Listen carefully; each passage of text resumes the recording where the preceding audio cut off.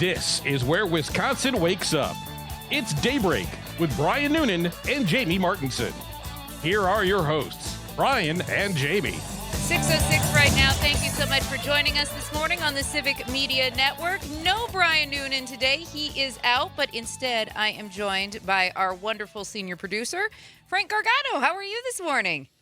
I am good. I am tired. I'm not going to lie. Today is a sleepy day for me. It is a really sleepy day, and I have to say, and by the way, you're going to be joining me throughout the show today for anybody who's joining us. It is rainy this morning in Madison. It is like walking into a tropical,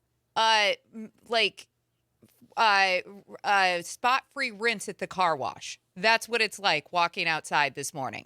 Because oh my it's God, like just look at that. I know, it's just gross. It's gross. super humid. It's one of those mornings where when you walk outside in Wisconsin, Parker and I both wear glasses, they steam right up, and then you're hit by like this mist. Yeah. That's what it is. It is really gross. We're supposed to expect that type of weather throughout today and then some storms as the week progresses. You know, because eventually we're supposed to lose the heat and humidity, but you have to have some thunderstorms mixed in there to do that. So Are it's we, unfortunate. though? Yes, As I we look are. at the forecast. Yes. Frank, I was golfing in it last night. Oh. No, you weren't. Yes, I was. Why? I was trying to golf in it last You're night. What's a wrong with you? glutton for lot. punishment. How did the golf trip go in the gross, humid, rainy, misty type weather? We played 2 holes, not very well, and then we went and stood under a shelter, and then we went home. Oh, Let me ask you something. That's how that went. wow. As somebody who also goes golfing, did you not look at what the weather was going to be? We were like, we'll probably You just get at didn't least. care. We're trying to go every Monday with Who's some we? My dad, my uncle, and Okay. cousin, and other uncle. Oh, so this is becoming like a family Okay. It's event. becoming a family. Yeah, and we Okay. all have already golfed. Okay. But yeah, we're trying to. And All right, I have a follow-up. yes. Are you paying for the round of golf? See, advantages to living with your parents, Frank. Oh, He you is get to- not. Oh I was no, gonna he's say. not. No. Well, Thank you very much. that's just it. There are certain parts of your life where it's okay to still use mom and dad's memberships and all of mom Oh, and dad's yeah. benefits, right? There's no shade on that. No. But it fully explains why you're like, sure, Yeah. put my clubs in the back of the car, let's go. Yeah. All right, we played 2, let's go home. If that were me and I'm paying yes. for the round and I get 2 holes in because I didn't check the weather, no. Hey, they gave us a rain Furious. check. They gave you a rain check. That was nice Yes. of them. That's good. And if they hadn't, well, we had a receipt that was dripping wet. So, Oh yeah. Well- It's hard to disprove that. yeah. Not the driest day ever. Well, I mean, it's good that you made it work, and found that shelter. I mean, True. there is that. I guess I would pick a different day. Look at the forecast Yeah, next time. I'm going to a maybe. softball game tonight. It's- Oh. They're giving away rings. They're giving away championship rings. What kind of ring? What Like a- softball game? The Nightmares, the Madison Nightmares. Okay. We won the championship last year. They're giving away the rings. We're getting replica rings. And But they're going to be plastic and turn your finger green. I know, but I don't care. I need a ring, Jamie. You know what I Well- noticed about Parker? Yes, And Frank. I say this in the most endearing way. Wait. Why does it always start like that? Why is there never just a quick, I love Parker. Because I want you to then know just I stop. love you. Yeah, it's just, that Parker guy. He's cool, but I love you, but you are truly a sicko when it comes to Oh, sports. certainly. You love it all. Parker Frank. doesn't discriminate. No, he does not. It doesn't matter. What are you wearing today? What's on there? I'm wearing a shirt it's a rebrand that the Mallards did. It's the Muskelards. There were different positions. There was like a catching one, a pitching one, and a hitting one. There's Okay. also this one, the bench warmer. All right. It's a guy on a bench blowing bubble gum. Everybody's got to be And a that bench warmer sums at it up. some point. I could appreciate it. I like Parker being a bench likes warmer. all sports across all leagues. Right. And This if is there's true. a special promotion, he's in. He's I'm in. on. And that I respect. Do you have a shelf of memorabilia in your house of all of the things you've collected? Oh, no. Oh, you not should. myself. You should. I might have pictures in my basement though, because my dad kept old Sports Illustrateds Oh, from okay. like 70s and 80s. Was it the probably swimsuit 90s. model? No. Swimsuit edition? Oh, okay. Just wanted to know where we stood there Not for my a second. father. No. Okay. I just wanted to know where we stood for a second. Hey, speaking of sports, I think we would be really remiss if we didn't talk about the president at Game 3 of the NBA Finals between the Knicks and the Spurs. Now, first of all, I did not pay attention last night. It was kind of a long night. Who actually won the game? Spurs won the game, so they Oh. took Game 3. So the Knicks lead 2-1. It was a crazy atmosphere. You had, I think, every celebrity and their grandmother in attendance. Sure, it's New York, so that always happens. You had your Chalamets, your Ben Stillers, Sure. your Spike Lee. Your president sleeping in his protective. It was a little bubble. long wink, Jamie. He can't help it. Well, here's what I'm gonna say. He's up all night. This is true. There's things happening. Now, what I will say is that I watched some of the coverage of the president arriving at the game. And obviously, New Yorkers were not happy that he showed up at Game 3.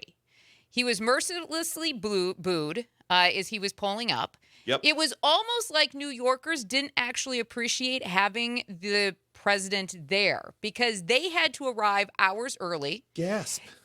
It forced Shock. everyone attending the game to go through tons of extra screenings. They had to cancel all of their free public viewing parties that they had planned for outside Madison Square Garden. Specifically so, President Trump could be there in person, even though over the years he has completely trash-talked the NBA and isn't an actual fan of the sport. Now, when people, this is just a tip for anybody. When people are lining the streets, booing you and waving to you with one finger, that is not some sort of new friendly wave. That is something completely different. What I also find interesting is this president claims that New York really, really loves him. It did not last night. They did not love him last night. I have a quote pulled up, Jamie. Okay, all right. Oh. Tell me this When quote, asked please. by a reporter, Okay. he said, "It was, I think, mostly cheers. It was loud and it was very enthusiastic." It was very enthusiastic, but it was not mostly cheers. Two of those things were true. Two of those things were true. I agree, Parker. Fact Two or of those fiction? things Yes. were true.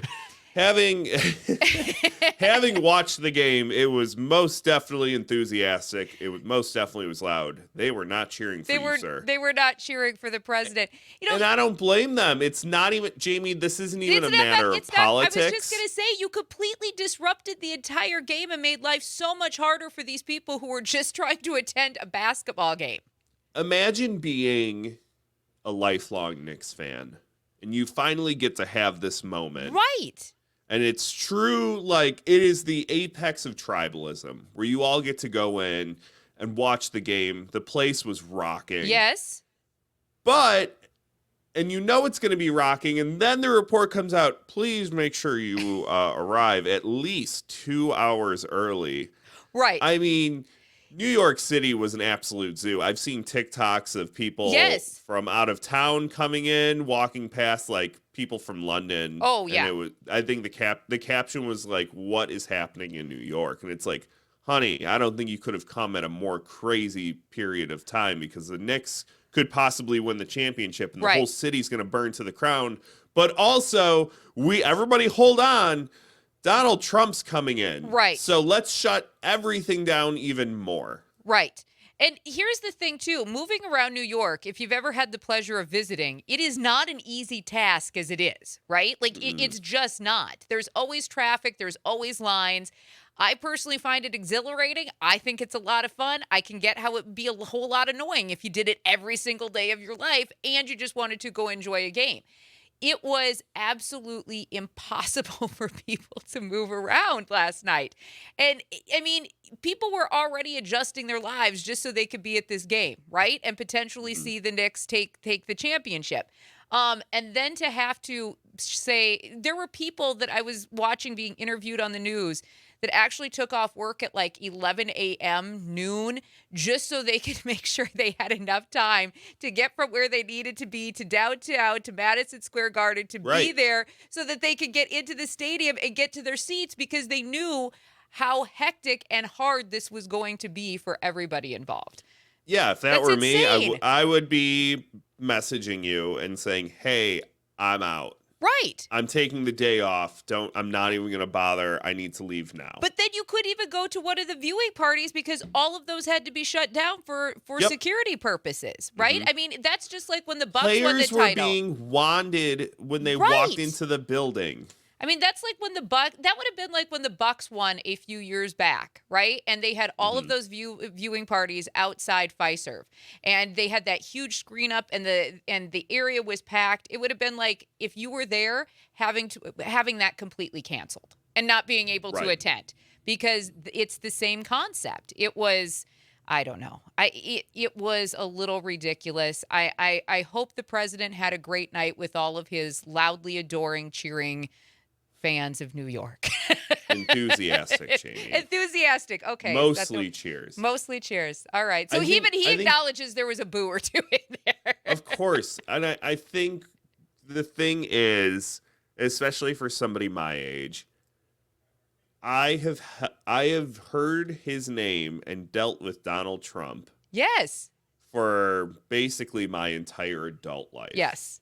And this is just another thing where, again, not political, where he's coming in. If I was a New Yorker and it's like, oh my God, can I have one thing without Right. this man being mentioned about the event? Right. Right. I mean, at some point, it's not always about you. Like, I mean, that's a good lesson for all of us to learn. It's not always about us as much as we want it to be, but yeah, I don't know. It looked even more chaotic than you would have thought that Madison Square Garden was going to be, just based off of the events of the evening. Right. And the event itself. It was a big potentially monumental occasion for Knicks fans. And then it had to be overshadowed by crowds and wands and screenings and all sorts of extra things. I know we're going to hit break here in just a moment, but I think we'd also be remiss if we didn't talk about another celebrity who decided they were going to run for office, and then turns out Is it Spencer Pratt? It is. It is. If you haven't been keeping up, it turns out that it takes California, because they have a lot of voters, a really long time to count their votes. And Spencer Pratt, who was pretty sure he was going to be in the running for mayor of L.A., turns out, well, he is not. He is not at this moment in time now in the running to be mayor of Los Angeles, As California. of 10 hours ago, Nithya Raman was ahead by 22,000 votes, and she's going to advance with Karen Bass to the runoff election. All right. This is why you let everybody count their votes. It's a good lesson in why you let the process play out. Now, the president hadn't actually endorsed him, but do you think this is a moment where Republicans are going to scream at us about unfair elections and voting and counting the votes? I don't know. Or are Do they you going to let put- Spencer Pratt just be a memory? Do you put that much energy into Spencer Pratt? I don't know. I I don't hope think not. so. I hope not. I hope that's not what they do. Coming up here on Daybreak, have you received a tax assessment? Are you worried about your property taxes going up? We're going to take you to class with a civics lesson after this. My name is Jamie Martinson. And I'm Frank Gargano. It's 6:19. This is Daybreak on the Civic Media Network.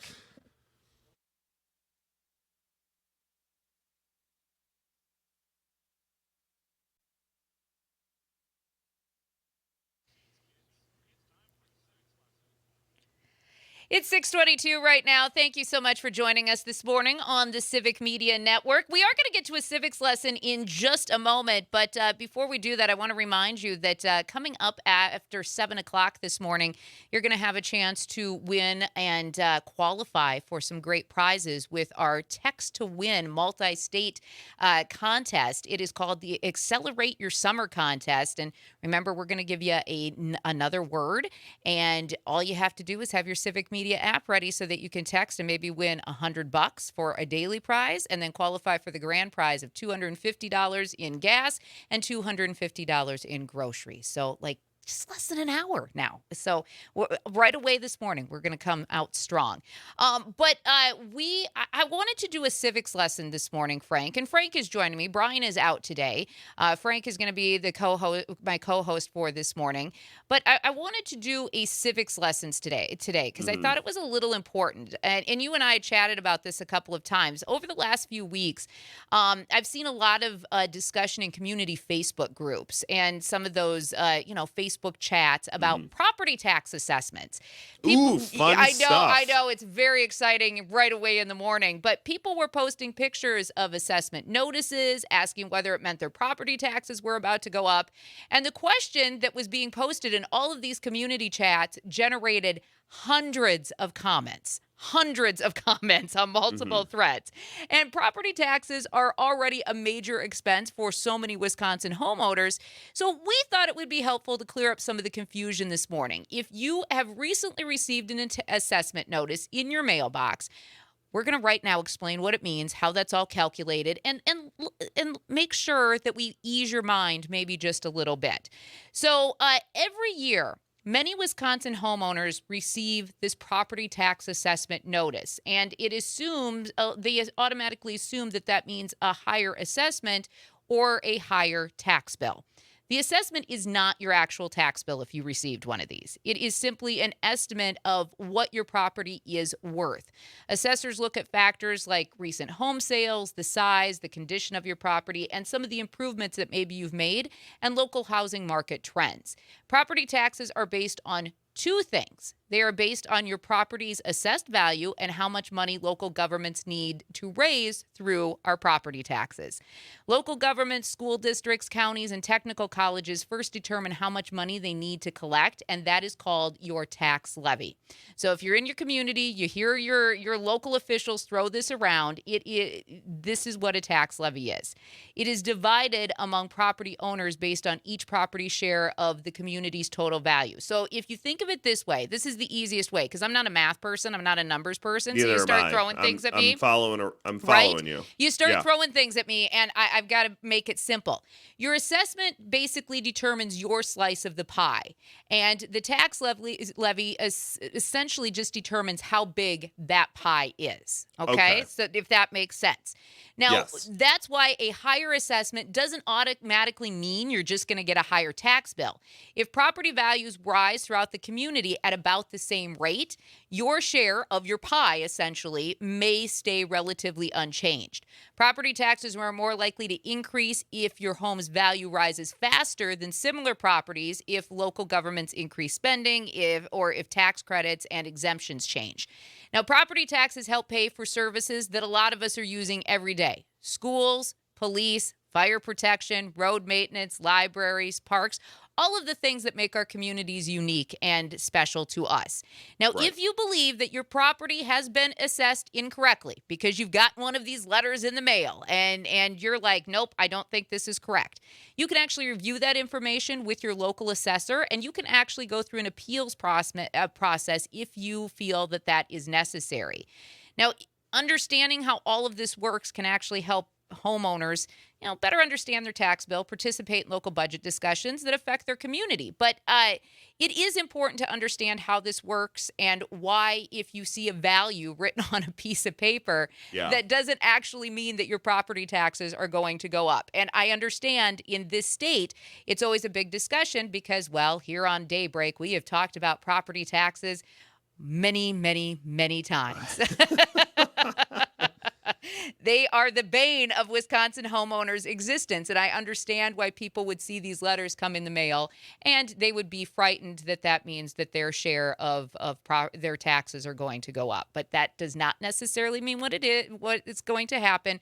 Again, I would stress, call your local municipalities and your local assessor if you have questions about your personal statement. Now, you are a renter, as are we currently.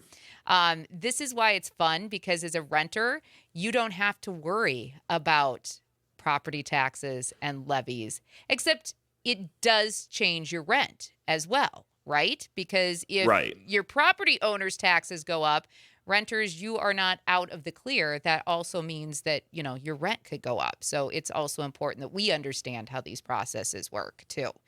And I feel like with rent, though, I will say this. It doesn't matter if the value goes up. Yeah. Your rent's going up, at least where I Yes. live. And I live in the city of Chicago. And it's my experience that, hey, I got charged more fees, whether that be an HOA fee or Right.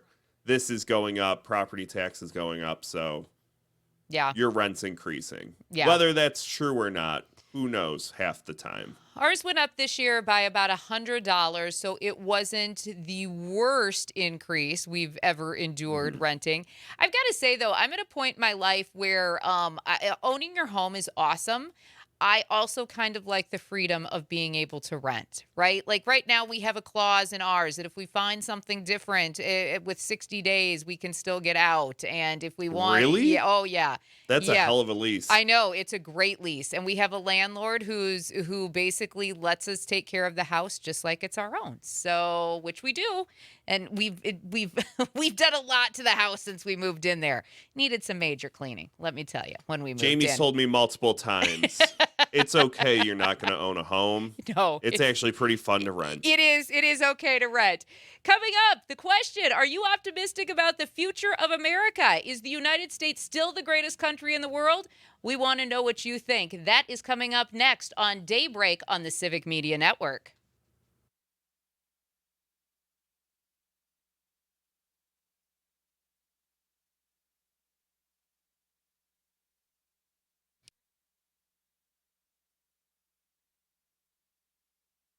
From Lake Superior to Lake Michigan, this is Wisconsin's Morning Conversation. Daybreak with Brian and Jamie. 6:35 right now. Thank you so much for joining us this morning. We always appreciate it. No Brian Noonan today. He is out. Instead, I am joined by our producer, Frank Gargano.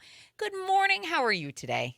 I am doing great. We are now awake. We are live. We are inspired. And Jamie, we're coming out hitting with the hard-hitting question today.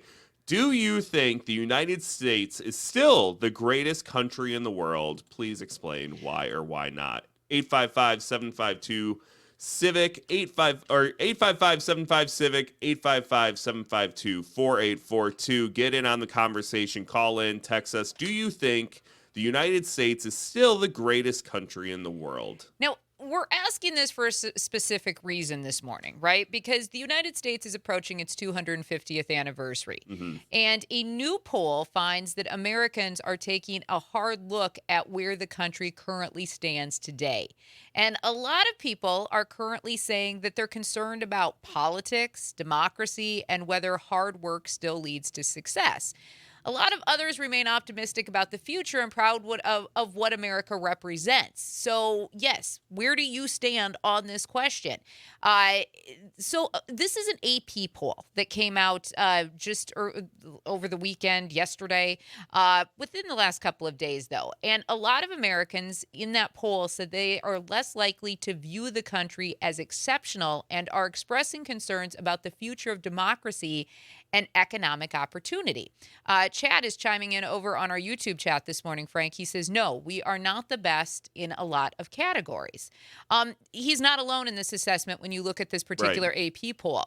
The poll also finds that a lot of Americans remain proud of their country, but are very concerned right now about the future. And I think at this current conjecture, when you look at what is happening in the country, when you watch the news every day, I think that is a legitimate concern for a lot of people. And I find this poll fascinating because, and we'll get into the results in a minute, but young people tend to be the ones who are most concerned right now. And wow, I'm shocked. Right. Approve. Yeah, as the young people. When you say young people, do you mean Gen Z, like Parker's age? Or Yes, are you thinking we more were talking younger millennial? It says younger adults as far as this survey. They didn't break it down into categories, but they say younger adults. So I'm going to say usually that is the 18, 19 to about the 29 to 30-year-old category is usually how they break that down. Well, we have one of those on the show. Well, we have Parker. we have two Well, of I you, guess right? I'm You're teetering. You're You're right teetering, there. but you guys are much Teetering. younger than I am. So, Parker, are you worried about the future of the country? No. No, not at all. Not for one Sunshines and second. rainbows, baby. Peachy keen. No, yeah, it's a little worrying. You kind of see what's going on in the political scape, and everything is just so divisive. Yeah. It feels so hard. Right, it is. No, you're right. I mean, even for somebody my age who's 47, who remembers a time and worked in a time in politics when, even if you were a Democrat, even if you were a Republican, I remember being on the Hill, right, working in those offices, and those individuals, those senators from both parties would go into these knockout, drag-out fights in the offices, and you'd hear yelling, and you'd hear the fists on the desk, and then the door would swing open, and they'd be patting each other on the back, and they'd be like, all right, we still got some work to do. Dinner tonight? Are you bringing the wife? I mean, that was Right. the conversation. It wasn't divisive. It was literally, we all have ideas. We need to come together to make sure that all ideas are heard. So we're doing what's best. Now, obviously, they always wanted to do what was best for their party. But there was much more compromise. There was much more bipartisanship. Right. Now, you are not as young as Parker, not as old as I am. You are in your early 30s. What is your take? You and your lovely wife, as we like to call around here, Mrs. Frank, but we won't let her hear us say that. It's funny that we jump into this right after the property tax thing. And the whole point during the civics lesson, I'm like, man, I really have no life experience in this realm with property taxes. Right. I'm not a homeowner, and I turned 32 today. So Is your I birthday still today? Oh, I forgot It to is. tell you happy birthday. I How knew did it was we today. not know this? It's on the calendar, This is actually. a There's much stuff bigger going story. on, to be fair. It's also my dad's birthday, Frank. We've got a lot going on. There is, but okay, well, you're coming to town tomorrow, so I am. we will have to celebrate on a belated. We'll Okay. celebrate. We'll do All right, things. all right. But as I'm sitting here hearing about property taxes, I'm like, I have no skin in the game, to be honest. Sure, my rent may increase, but Right. I'm not fully invested in it because I'm not a homeowner. Yeah. And if you said, I think when my parents were starting to get married in the 80s, and it's like, wow, you don't own a home yet and you're 32? As a married couple, that'd be insane, I feel like, because there were starter homes. There were ways to move up. I mean, now... let me ask you this. Is a country's great business model to sink young people into debt if they want to go be educated? Yes, I mean Because I'm dealing with that too. that seems to be. I mean, and I'll be honest. Even at 47, I mean, it was no better for me going to college, and I went to a small liberal arts school. Right, I had different choices, but this is the particular school I chose, and I was way into debt. I had to forbear loans for years simply because I was a stay-at-home mom for a really long time. Right. We didn't have the income to pay back my $385 a month that they wanted from me every time, we came to the end of a forbearance. The question this morning, based off a new poll, do you think the United States is still the greatest country in the world? Why or why not? We would love to hear from you. 1-855-752-4842. That's 1-855-75-CIVIC. Now, as we're talking about this, the survey found that we are not alone, right, in our worries about this country. Cost of living, housing affordability, economic opportunity, political division, trust in government, all some of the biggest concerns that crossed the age gaps and crossed the political parties.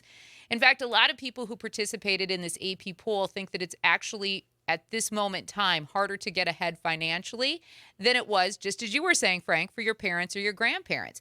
Now, let me ask you another question. When your parents bought their starter home, how long were they in that starter home? That's the other question.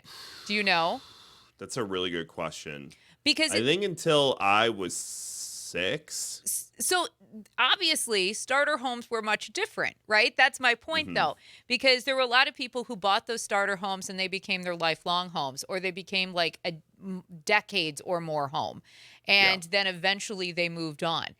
you don't see people being able to do that so much anymore. And I think it's so funny because my two boys, 22 and 19, we'll talk to older relatives and they'll be like, well, when by the time I was your age at 22 to our oldest one, we had our first home.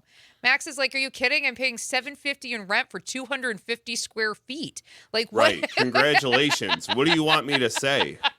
Right. He's like, there's no way that I could. You threw a realtor 2 nickels and were able to get some property. Right. It's not the same. Now, younger adults were especially likely to say buying a home, starting a family, building their savings, and achieving financial stability are much more difficult than they feel like it probably was in the previous generations.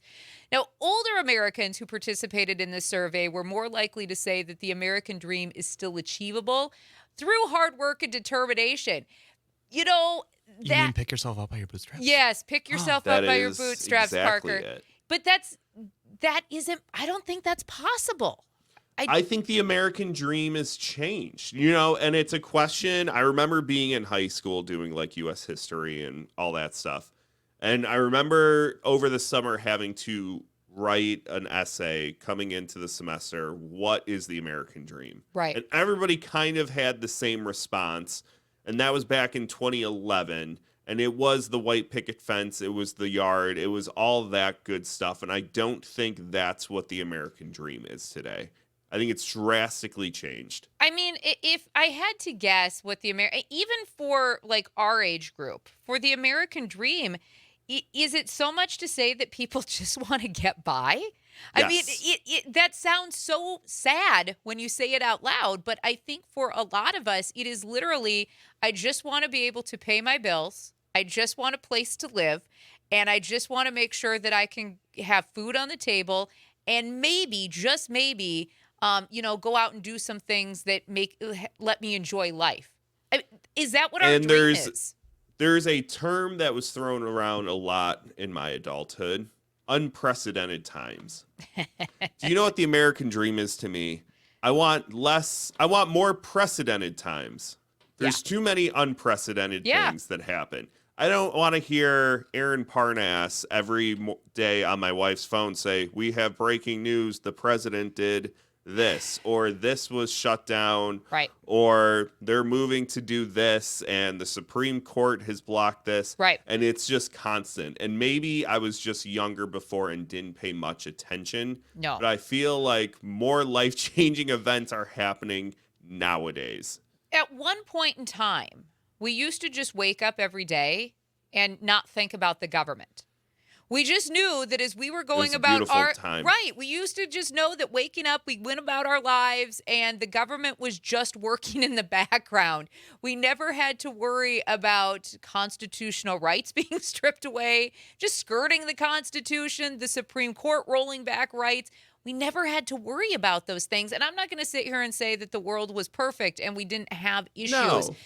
We always had issues, but you trusted that the government was just working in the background to make sure that life was continuing the way we needed it to. And I don't know. I mean, we've gotten so far off of that over the last decade, 10 to 12 years, that it's really hard to imagine life before that. Right? Like it truly is. Now, this poll showed a huge divide between the younger and the older Americans. In fact, younger adults were much more likely to say that other countries offer more opportunities and better opportunities and also a higher quality of life than we currently have here in the United States. And we also remain divided over what defines this country's identity, including the role of immigration, diversity, and shared values. More than half of the people who responded say that welcoming people from different backgrounds remains an important part of being American. We're a melting pot in this country. Yep. While a similar number say shared values and culture are important to the nation's identity. Now, despite the differences, Americans across the political spectrum, because let's be realistic, Democrats and independents think one way, Republicans think another way. Republicans think that the world is much better now than it was even 5 years ago. But despite all of the differences across political spectrums, the one thing that was shared in this particular poll was a commitment to freedom, democracy, Yep. and opportunity as important parts of the nation's identity, which still tells me that even through the political divides, our overall goals are still the same, even if we don't agree on how we get there. Yes. Here's my thing, though, with the overall question. Are we still the greatest? There are many countries that also feel that way nowadays. 2026 is a much different period of time. Yeah. Go and travel other places. Go places in Europe and come back and be like, all right. Yeah. Maybe other places have it pretty well, too. That's my only argument here. I think we can be the greatest. I still wouldn't want to live anywhere else, honestly. We have work to do. We have a lot of work to do. We have a lot of work to do. A lot of work. Coming up, Major League Baseball team playing home games in one city while waiting for a stadium in another. That's what the Brewers are doing this week. We're going to talk about that next. It's 6:48 right now, Daybreak on the Civic Media Network.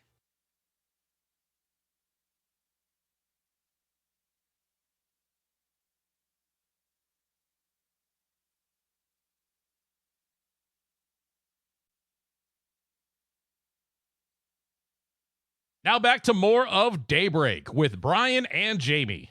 Thank you so much for joining us this morning on the Civic Media Network. If you're in Madison, listening on WMDX, or in Appleton and Oshkosh on WISS, in La Crosse on WLCX, we are glad that you decided to join us.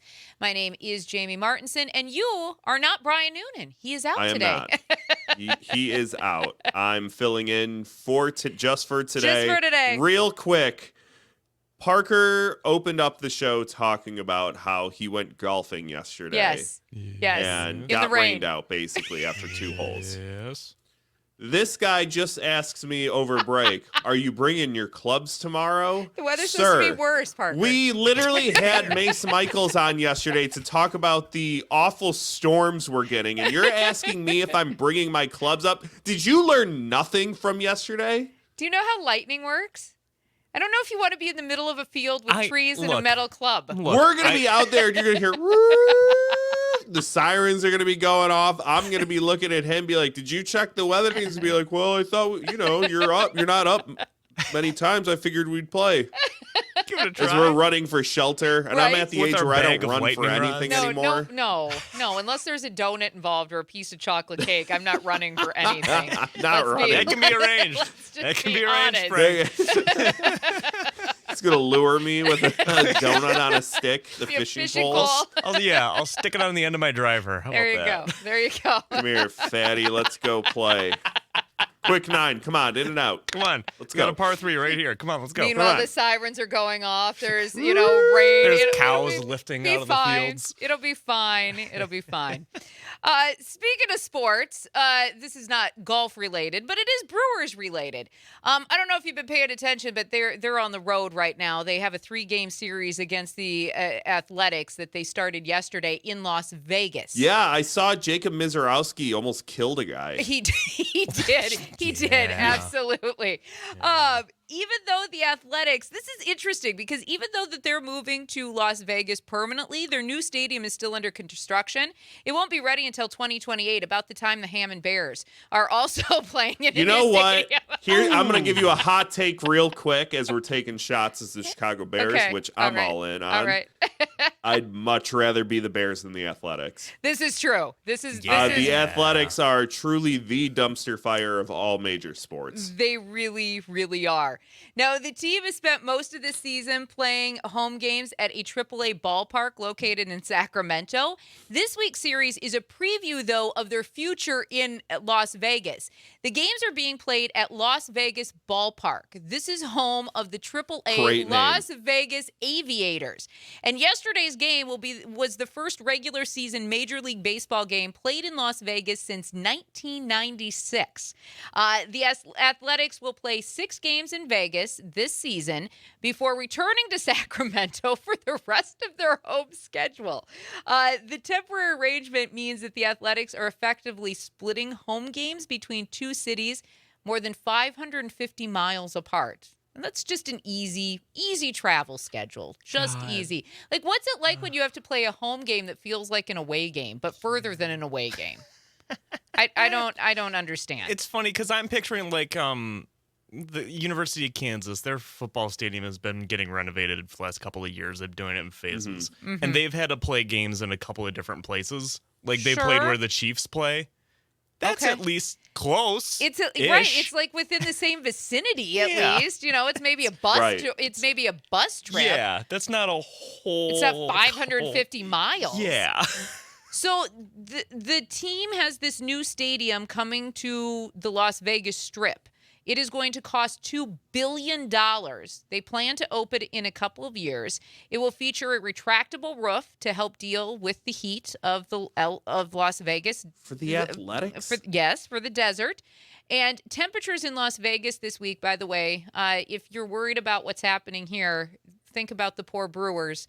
100 degrees during the day is what the temperature will be like. So imagine having to do that regularly throughout a season if you're the Athletics. That just seems miserable. Even though the games are scheduled for the evening, we're still talking probably 90 to 95 when the at first pitch, which it sounds really not fun to me. Gross. The Brewers are coming off that series we know in Denver. They're going to play 6 straight road games at higher elevations than normal because Vegas also sits at about 2,200 feet above sea level. Not as extreme, obviously, as Denver, but obviously that's going to affect the pitcher. So hopefully Pat Murphy's doing what he needs to. Yes, Parker, you're doing some research over there. Okay, so I went to bed last night in like the third inning. Yes. And it was already like Didn't that game go into like 7-4? It went on for forever, right? I got the final. It was at 1:20 is when I got that notification. 15-14, the Brewers won. Wow. Holy Good buckets. God. Now, The ball was flying. I saw a couple of absolutely bombs for homers. Heat, the Yeah, elevation, exactly. you Yeah. got to think that is going to be really hard. Yeah. Now, by the way, you mentioned the Athletics, Frank. They're hovering near the bottom of the standing. So all of this talk for the Athletics, who are right around 500 and are still in the race, though, for the American League West, believe it or not. And nobody's going to be there to see it. Congrats. I'm sorry. There it is. If I am talking about a team who has 100-degree games, no. I don't care if the roof retracts or not. No, that's just too much. Well, and it's the Athletics. Who's a fan of them anymore? I remember going a couple years to the Brewers towards the end of their season when it was one of those 100-degree days. Oh, that wasn't even fun. And that was only once in Wisconsin. The heat, dry heat, not the humidity kind of thing. We'll get into the old people discussion. Miller Park sucks, though, when it's really hot and the roof is closed. It is. It's like a terrarium Really? in there. Yeah, It's like a terrarium. really hot in there. Oh, it's awful. It's not air conditioned? No. I mean, you get rained on when you're inside at Miller Park. This is also true. That's true. We won't talk about that, though. Coming up, we are going to jump into all of the stuff you need to know, plus a dating app for unvaccinated singles getting some attention. We're going to talk about that next. You are listening to Daybreak. I'm Jamie Martinson. He is Frank Gargano. This is the Civic Media Network.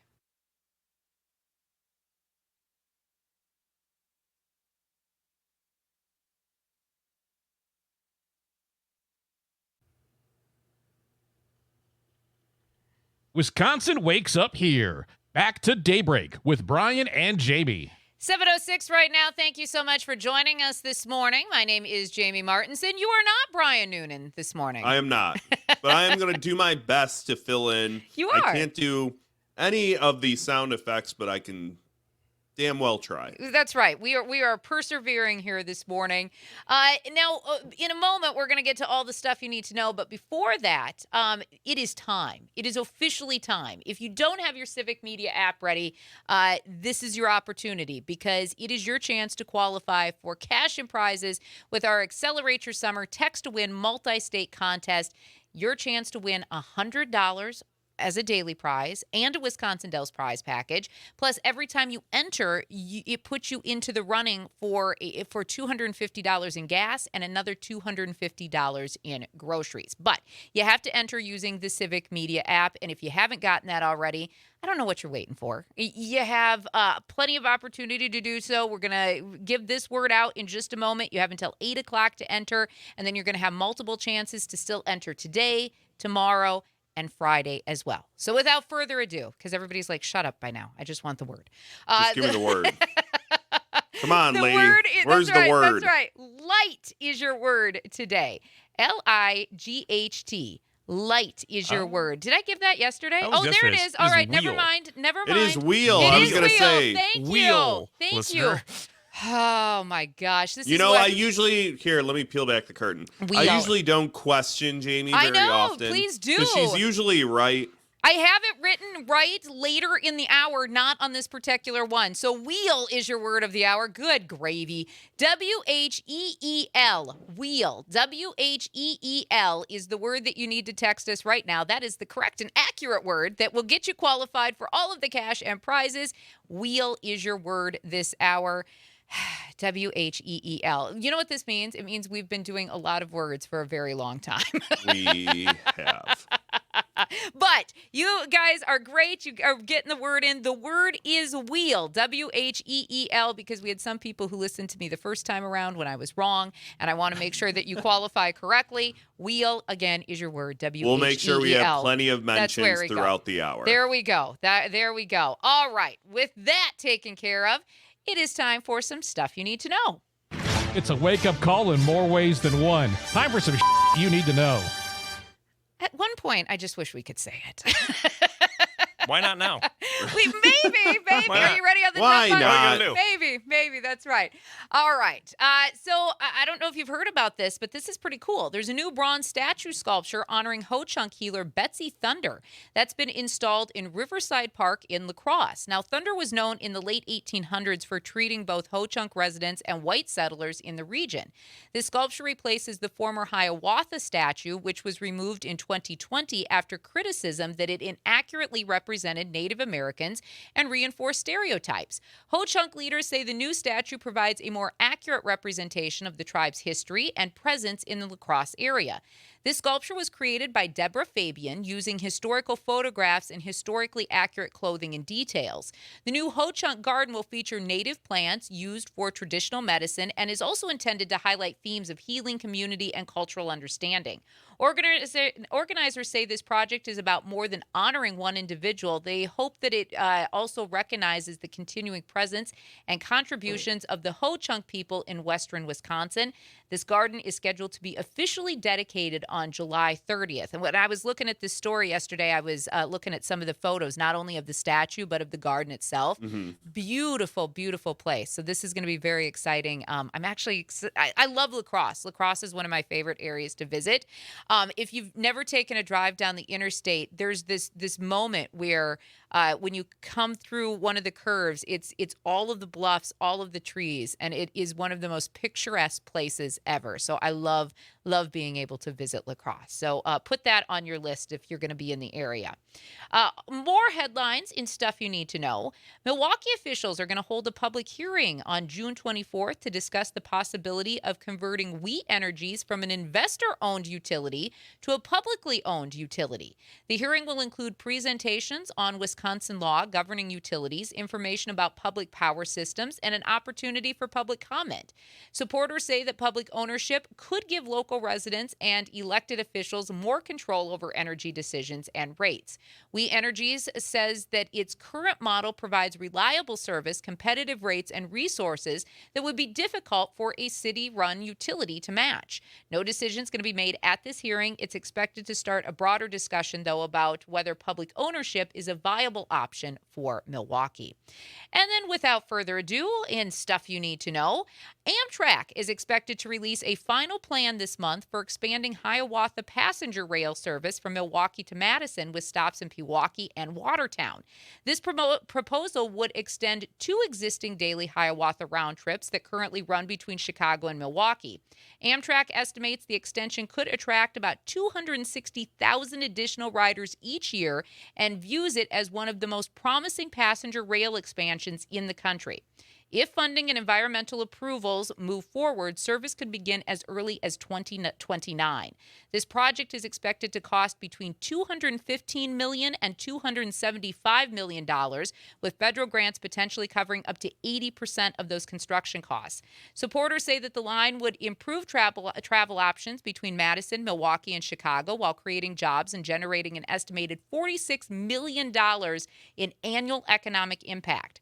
Proposed station locations include Pewaukee, Watertown, and also a temporary station in downtown Madison. The expansion would serve as the first step in a broader vision of extending passenger rail service farther west into Wisconsin in the future. I mean, if you can't get excited about this, I don't know what you could get excited about, because this opens up so many options to commuters.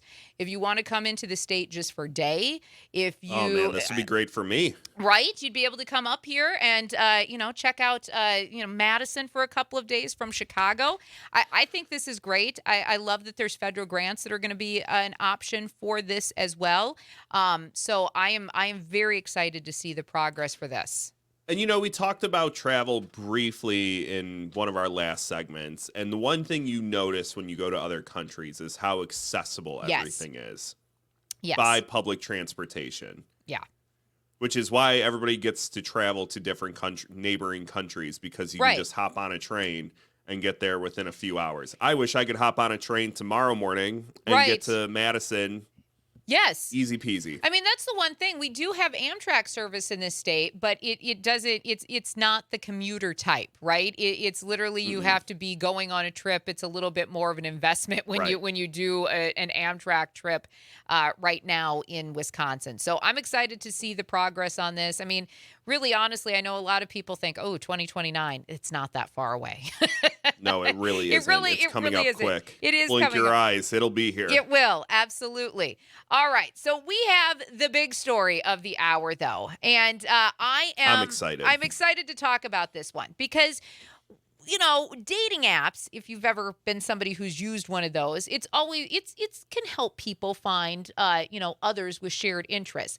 I mean, there's really dating apps right now for anybody. Music lovers, sports, religion, hobbies, pet lovers. Parker, are you on the apps? Don't worry about it. I'm only asking so I could get your phone tomorrow and I can just play on them. Just do power swipe. Everybody and anybody. Match him with some people. You can set him up. up. It'll be great. It'll be great. I think we need a camera then to follow you on the first date, like inconspicuously. It's fine. We could set that up. We can make that happen. Give me the meta glasses. All right, we can make that happen. Forget that. I'll just put on a horrible fake mustache and a disguise and follow him around. We'll set cameras with you. That's fine. Thank you. We'll make sure it happens. Oh, good. The question is, though, when it comes to dating apps, what happens when your views on vaccines become one of the most important factors in finding a new partner? There is a growing number of niche dating apps that are connecting people based on their vaccination status and views on public health.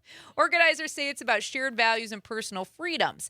Now, an anti-vaccination dating app called Unjected, that's the name, which you have to love. It is. It's actually Unjected.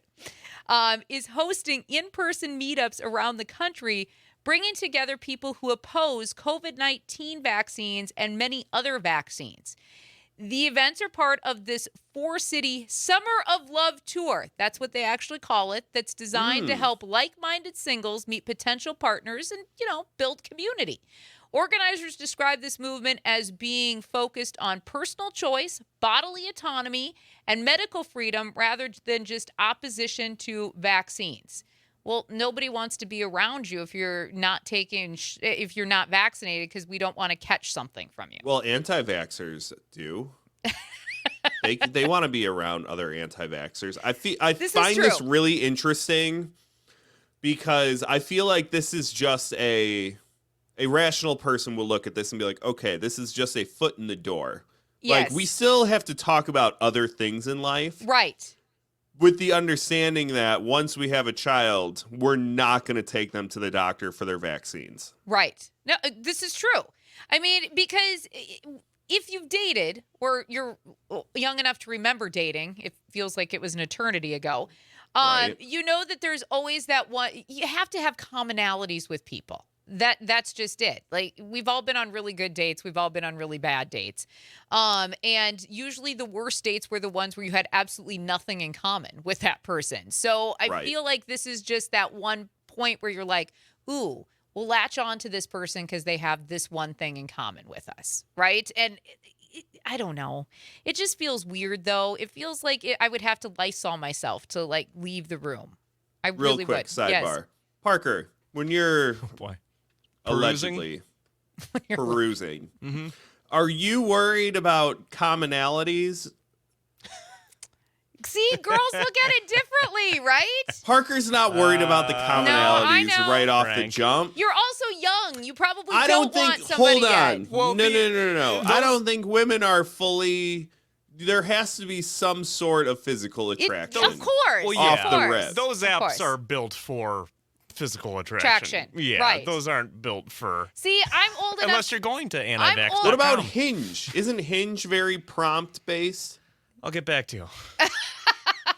Sure. Here's the thing. Don't act dumb. We'll research that one. I am also don't know. old enough to remember that when your dating app was literally going to the bar and making sure you hadn't had too much to drink so that everybody looked like they actually looked the next day, okay? So that's how I remember dating apps.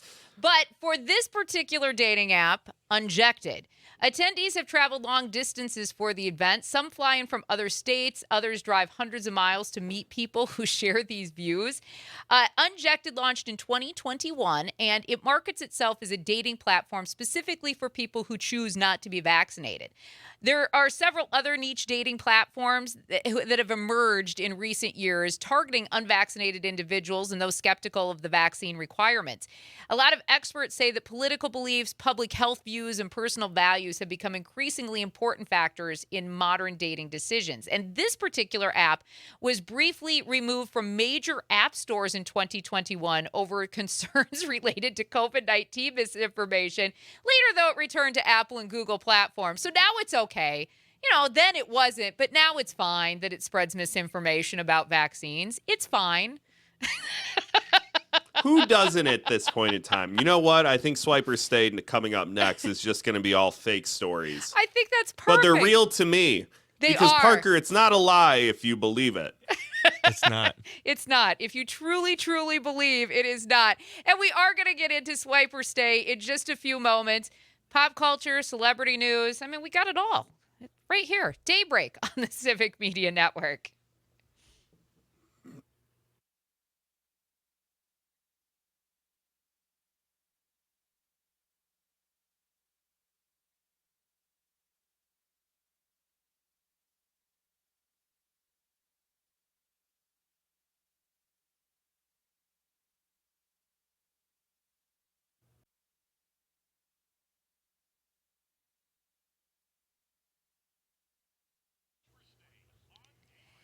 $7:22 right now. Thank you so much for joining us today on the Civic Media Network. It is time for Swiper Stay. Hey, we don't have to reintroduce you because you've been with the show all morning. I know. Because Brian is out today. Our senior producer, Frank, joining me as co-host today. And, of course, now for Swiper Stay, where we dive into pop culture. We put politics aside for a few minutes.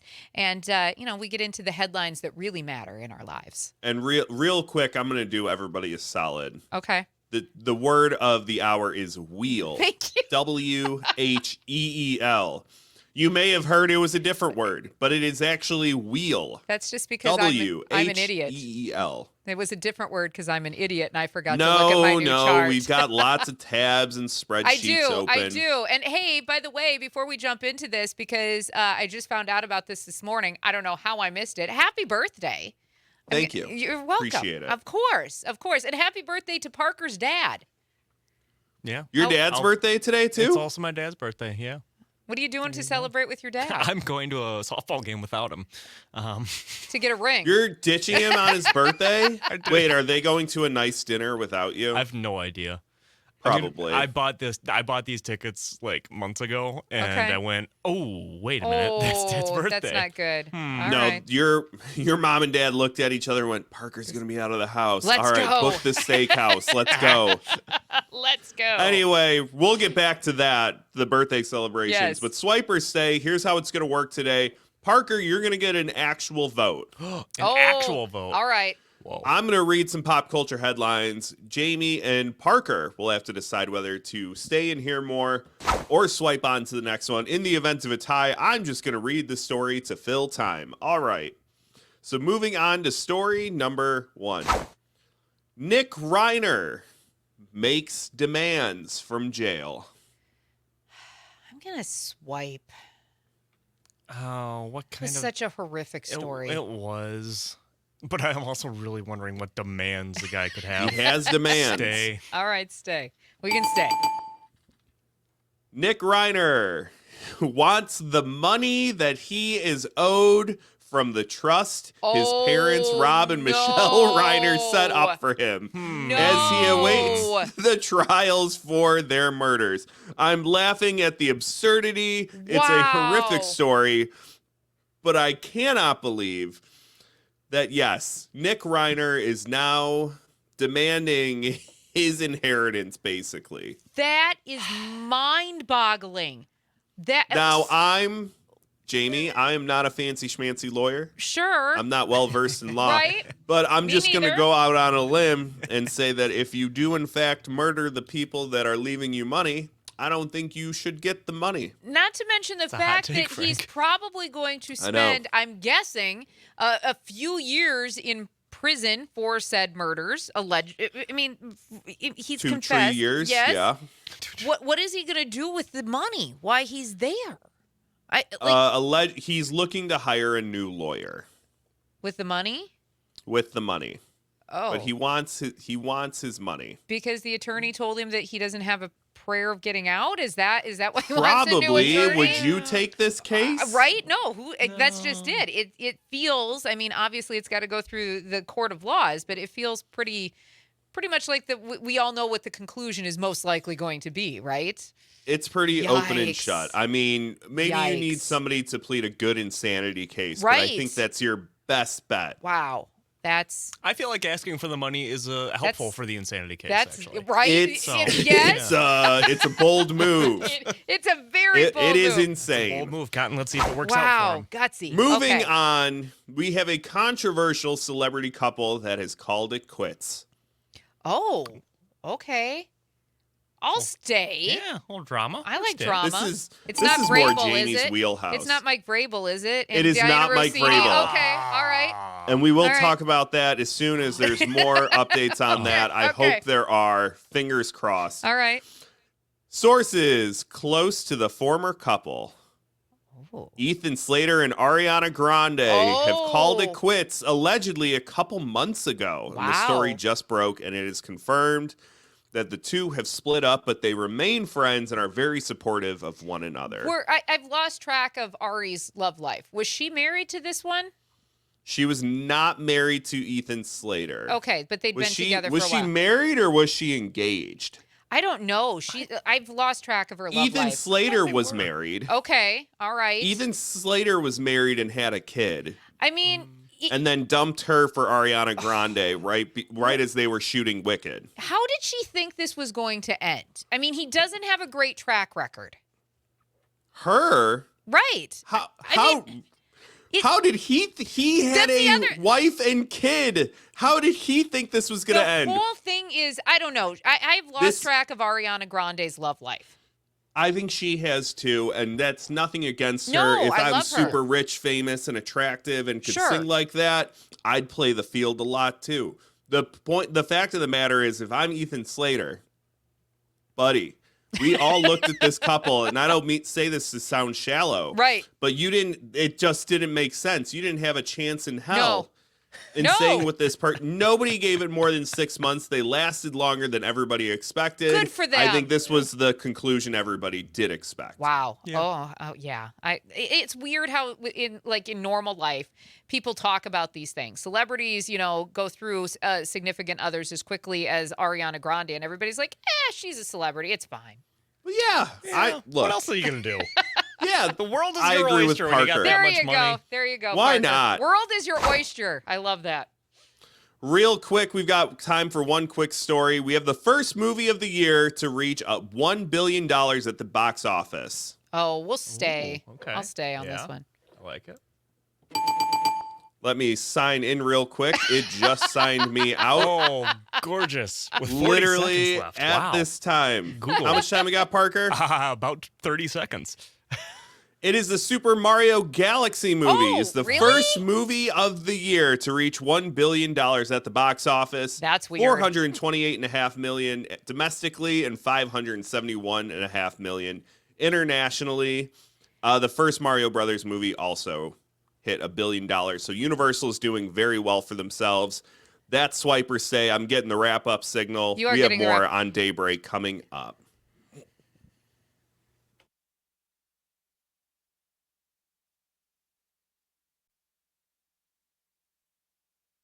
Want to join in on the conversation? Call or text 855-75-CIVIC. Now back to Brian and Jamie. 7:35 right now. Thank you so much for joining us this morning on the Civic Media Network. My name is Jamie Martinson, and you, in fact, Frank, are not Brian Noonan, but you are I am not. Frank. And you were You've somebody. probably heard me on this show before. I'm That's right. just filling in for the day. That's right. That's right. And we're glad that you are here. On the stream, we were talking about, drive-in movies based off of Swiper Stay. And I was telling you guys that I am the worst outdoor person in the summer because bugs love me. Bugs love me. In fact, my husband calls me a human mosquito detector. If I am sitting outside with anybody else, you will not have one bug around you, not one mosquito. They will all be around me. I don't know what it is about me. They love me. And Jamie, I think you and I need to sit at a campfire and have who's more miserable. Are you the same way? I'm the same way. Oh, I hate it. And you know what? I think it's very much like in my head. Right. Once I feel one, Oh, I yeah. just feel them everywhere. Yes, And yes. then I get told to calm down and Yes. then I get more upset. No. It's a whole thing. It is a whole thing. And then we were talking, I am super allergic to the bites that mosquitoes leave, even if they land on me. All of a sudden, I have this $half size welt, and then it swells way up, and then it gets hot to the touch. It's there for forever. I love to be outside. I love to hike. I am like the DEET queen. Like, I am head to toe, and I might as well use it as an aerosol just around me because it just makes me happy. If you have those issues in the summer, we can relate. We can totally be friends, and we'll keep the bugs away from everybody else at the campfire. That's how it'll go. Should get you one of those chairs that's got like the screen around it. Oh, that would be so neat. That would help. That would be lovely. Basically like like the my own bubble boy. malaria net. Like the you could be a bubble bubble boy. boy. Yeah. That's right, like the bubble boy. All right, so it is the Accelerate Your Summer Text to Win multi-state contest. Your chance to win $100 and a Wisconsin Dells prize package as part of the daily prizes.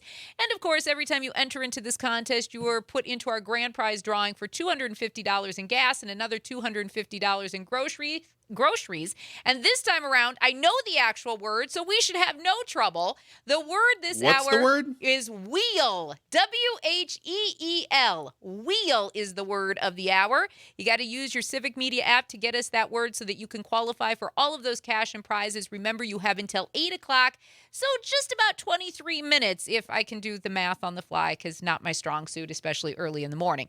WHEEL is the word for this hour, so please text us that word so you can qualify for the cash and the prizes. You're going to have more opportunities to qualify today, and then, of course, tomorrow and Thursday and Friday as well before we wrap up and give away those grand prizes.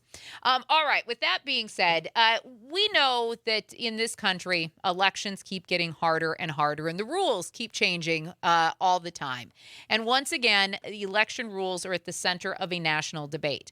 It turns out that the Trump administration is pushing new measures involving voter rolls rolls and absentee ballots, while voting right groups are challenging those in court.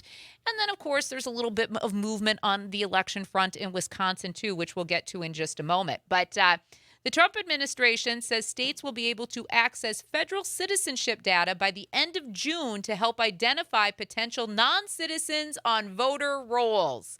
We are back to this discussion. Here we go. I mean, the discussion never left, right? That's been the point of basically taking on the election process since the very beginning. And let me be clear. I know I've pointed this out on the show before. I'm going to do it again. Multiple studies have found that voter fraud is extremely rare. There was an analysis done just a year or two ago that says that the voter fraud ranges from anywhere from 0.0003% to 0.0025%. So less than a 1% chance of voter fraud. In fact, the research concluded that somebody in the United States is more likely to be struck by lightning than to commit voter fraud at the polls. That is the facts of voter fraud. Are you saying that the election in 2020 may not have been rigged? It may not have been rigged. In fact, I believe that it was analyzed. It was taken through the courts in numerous different states, including here in Wisconsin, and there was no rigging of the election whatsoever. It has gone through the process of being shown that it was a fair outcome to the election. But here we are. We continue to litigate it 6 years later. Now, this effort is part of a March executive order that was aimed at tightening election procedures ahead of the 2026 midterms. Mm-hmm. Homeland Security actually plans to give election officials access to citizenship information from federal databases, including records maintained by Immigration, Social Security, and State Department agencies. Well, it turns out in this country, we already have laws that prohibit anybody who is a non-citizen from actually casting a vote. But, if this is what Homeland Security is spending their time on, sure, we'll let them continue to do that. The administration also says that the goal is to prevent non-citizen voting, which studies and election officials generally, as we just pointed out, find to be very, very rare. The order also calls for increased monitoring of mail ballots. And this is where I think most of us should take pause, because federal officials say they want to track absentee ballot data for signs of possible fraud or misuse. Now, there's been voting rights groups, including the League of Women Voters and the NAACP. Mm-hmm. We've talked about some of these lawsuits here on the show that have filed these suits in court, arguing that this executive order exceeds presidential authority and could actually interfere with state-run elections. Now, there are critics out there who say that this particular plan could create confusion for voters and raise concerns about privacy, voter access, and the accuracy of federal citizenship databases. There's also people who support what this administration is doing, say that these changes could improve election security and help states maintain accurate voter registration polls. We talked earlier last week about the U.S. Postal Service, how they've proposed all of these new requirements that would require states to provide voter information before mailing the ballots. They want to get local police involved. I mean, really, at the end of the day, this is exactly what they've always wanted. It's to sow mistrust. It's to keep people from actually casting a vote and making it much harder to vote. I was going to say, it's not even, I don't even know if it's so much the mistrust that's going to get a lot of people. I think it's just going to become too much of a hassle, especially when we look at people Parker's age, the Gen Zers. Right. When you're first starting to get into voting and you see all of this news come out and, everything's changing and the processes are different and all this stuff. If I'm young, and I was at one point, coming straight out of college, looking at that and be like, hey, are you voting? And be like, no, I don't want to deal with all that. Which I think is interesting, though, and an interesting way to look at it, because in this past presidential election, when you look at how young people, Parker's age, voted, young females tended to skew more towards Kamala Harris, but it was the young males who actually took a hard swing towards President Trump and cast their vote for President Trump. Yeah. So I think that it's fascinating that many times this administration does things that actually spite their own agenda, or that's what it feels like. I'm sure there's some underlying reason. Obviously, the citizenship is part of that underlying reason. Immigration is part of that. They believe telling the world that non-citizens are voting, which is not happening. But at the end of the day, it is essentially things that spite their own agenda, which I always find ironic. That you would try to dissuade people from voting when it's also Republicans who are an older demographic who tend to use mail-in voting, when it's rural voters who also use mail-in voting. So the fact that they're trying to dissuade that is interesting to me. And I'm not sure why you would want to dissuade your own voters from actually heading to the polls or casting a ballot. But And I think the answer is what you said earlier for the rest of the demographic is distrust. yeah. As long as you're questioning everything, Right. you never lose. Right. And obviously, here we are 6 years later, still litigating the 2020 election. Still talking about it. Still talking about it. Well, obviously, there's going to be they're trying to implement these federal changes, which could affect our elections nationwide, and obviously keeping an eye on the 2026 midterms as we quickly approach those. But here in Wisconsin, there are two separate election stories that are also putting the spotlight on voter confidence and how our elections are administered on a local level. Now, these are both fascinating to me because we know that Milwaukee has come under the of this particular president with the central count, how it operates in the state of Wisconsin. And the city has now hired 2 outside legal groups to help respond to all of those election-related issues as the FBI investigates aspects, again, of the 2020 election. Again, litigated, found to be a completely fair election that was done within the rights of the state. Yes. How much money and time and energy are we wasting on this? A ton. We have to be. I mean, there is no dollar amount attached to this, but the fact that the city of Milwaukee now has these 2 legal groups who are helping rehash and relitigate something that happened 6 years ago. I mean, this is all going to be at taxpayer expense just so this administration can feel good about the fact that the president lost the 2020 election, because he lost the 2020 election. He lost. If anybody's in favor of still looking into the 2020 election, please let us know. 855-75-CIVIC. I'm genuinely curious at this point what this does for anybody. It's interesting because there's some polls that have come out within recent weeks and months that talk about how there's several Republican voters who still have distrust of the 2020 election, but they are also ready for this administration to move on. So I don't know what this really gains them by continuing to question the results of something that happened almost a decade ago now. Mark from Prairie du Sac chiming in saying that Wisconsin's very own Ron Johnson was part of was part of that fake elector ballot conversation in an effort to get them to get Mike Pence to basically not words escaping me right now. Basically getting him to not confirm the election to certify it. Thank you. Words are hard this morning. You're welcome. And the word is wheel. Mark says, in my opinion, Ron Johnson knew the insurrection was coming to delay certification, enabling them to replace the real electoral votes. Thank you for the text this morning. But federal agents have actually, in Milwaukee, interviewed several current and former Milwaukee election officials, staff members, and at least 2 Milwaukee police officers at this point. Much of the questioning reportedly centers on Milwaukee's central vote counting operation on election night in 2020. And in fact, investigators have asked about an incident involving a flash drive that was mistakenly left in a voting machine but was later recovered and turned over to authorities. City officials say that outside legal assistance will be provided at no cost to the taxpayer. So that does, in fact, answer your question, Frank.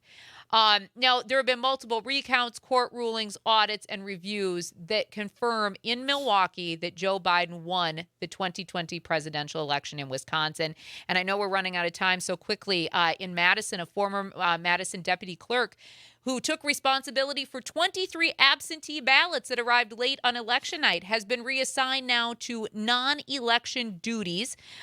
City officials have emphasized that the affected voters followed the rules and that the problems were caused by election administration errors, not the voters, so that person will not be touching the ballots again. So, well, I guess that's some good news. Got to take accountability even on the local level. Yeah, for sure. The question this morning, could you ditch your house and live in an RV full-time, Frank? More Wisconsin residents are doing that. We're going to explain the laws, the costs, and the realities of RV living next on Daybreak. It's 7:48 on the Civic Media Network.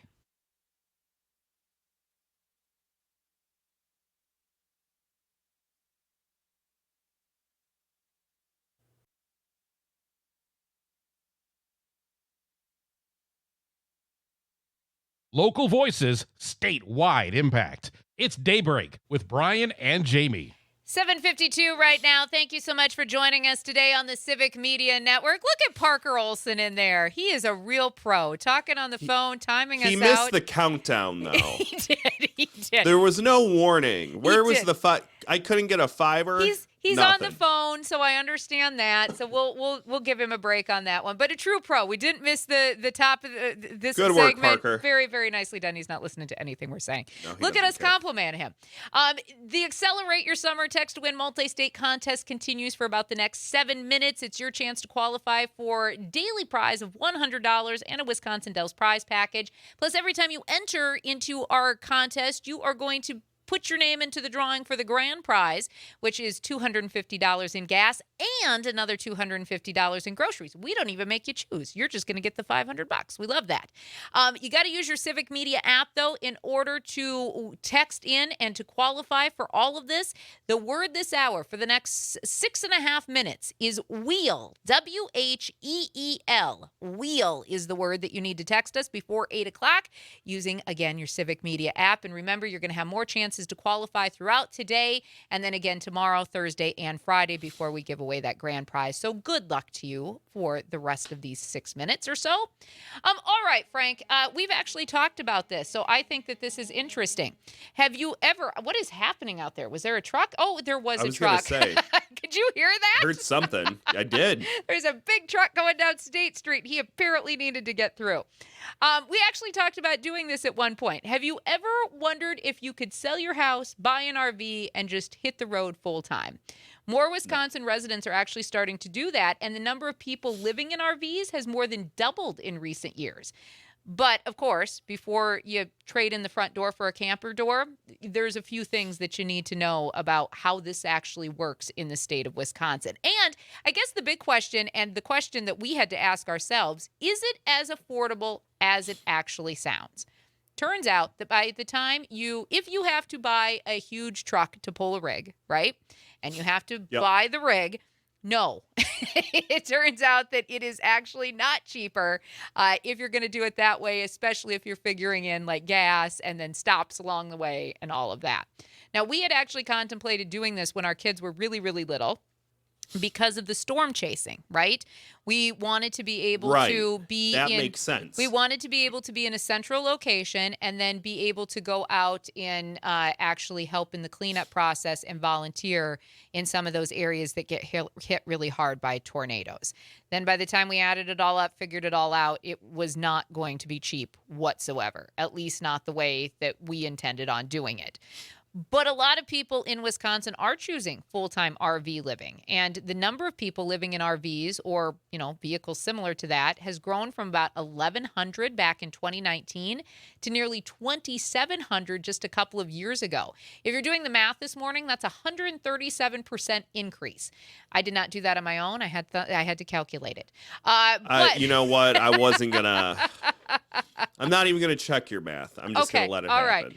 All right. Now, Wisconsin does not have a statewide ban on full-time RV living. Local governments actually set their own rules on this. Milwaukee and Madison generally do not allow people to live full-time in RVs on residential property, with only limited exceptions for temporary parking.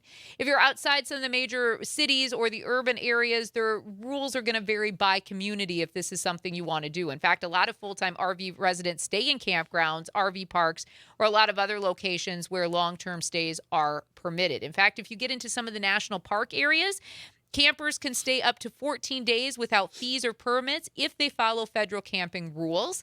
And a lot of RV living can eliminate rent, the mortgage payments. It still comes with the cost, though, as we quickly found out, including the purchase price, all of the financing, the insurance, the maintenance, the fuel, the campground fees.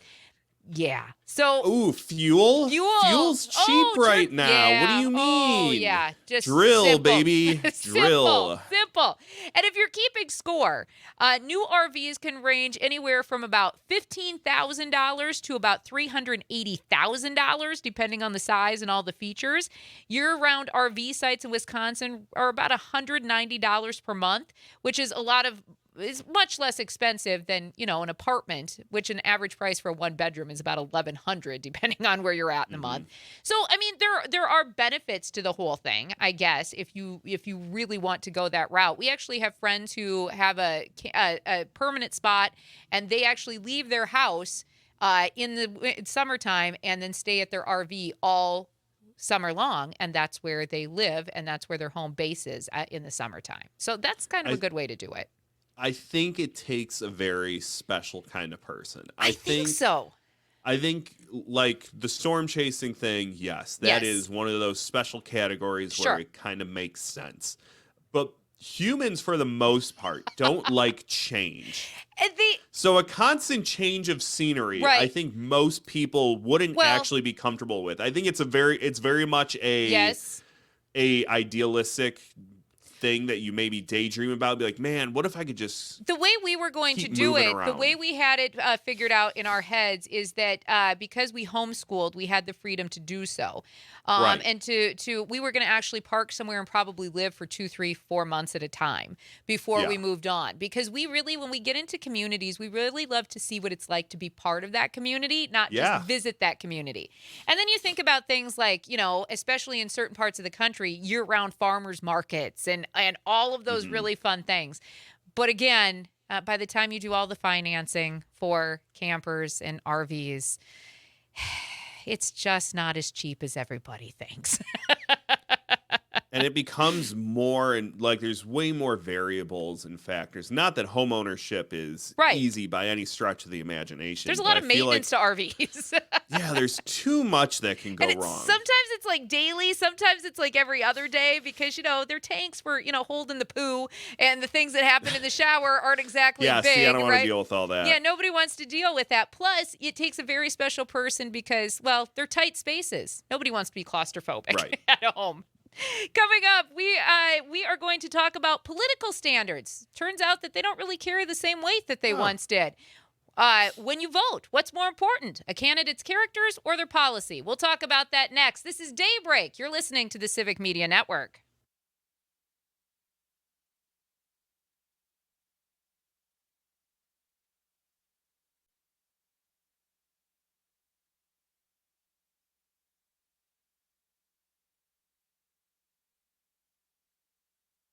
Across the state of Wisconsin, Daybreak with Brian and Jamie is back. It's 8:06 right now. Thank you so much for joining us this morning. Parker, very nicely played. Little Guns N' Roses, Welcome to the Jungle. Sometimes. I love that. Yeah, it feels like a very jungle. nice. Man, is it time for kickoff? Hey, we can kick off, yeah. Every stadium ever. That's such a great song. Welcome to the Jungle, Guns N' Roses, before Axl Rose got old.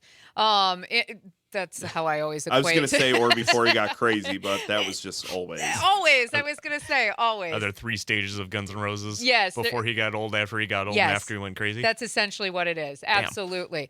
My name is Jamie Martinson. Frank Gargano, our senior producer, joins me today, sitting in for Brian Noonan. And, of course, if you're listening in Wausau on WXCO, got to do a little shout-out across the state, in La Crosse on WLCX, Hayward on WBZH, or in Wisconsin Rapids on WFHR. Thank you so much for joining us. Hey, Parker, the sun is coming out now.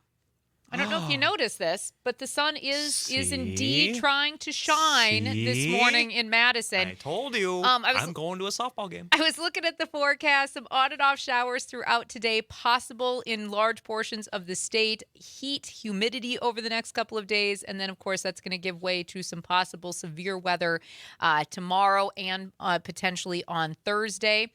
So please stay weather aware over the next couple of days. And if you have to be outside, I know it seems so stupid, but if you have to be outside with that humidity, even if the temperature doesn't seem super warm, it's going to feel super warm. So please, please take it easy if you are going to be outside.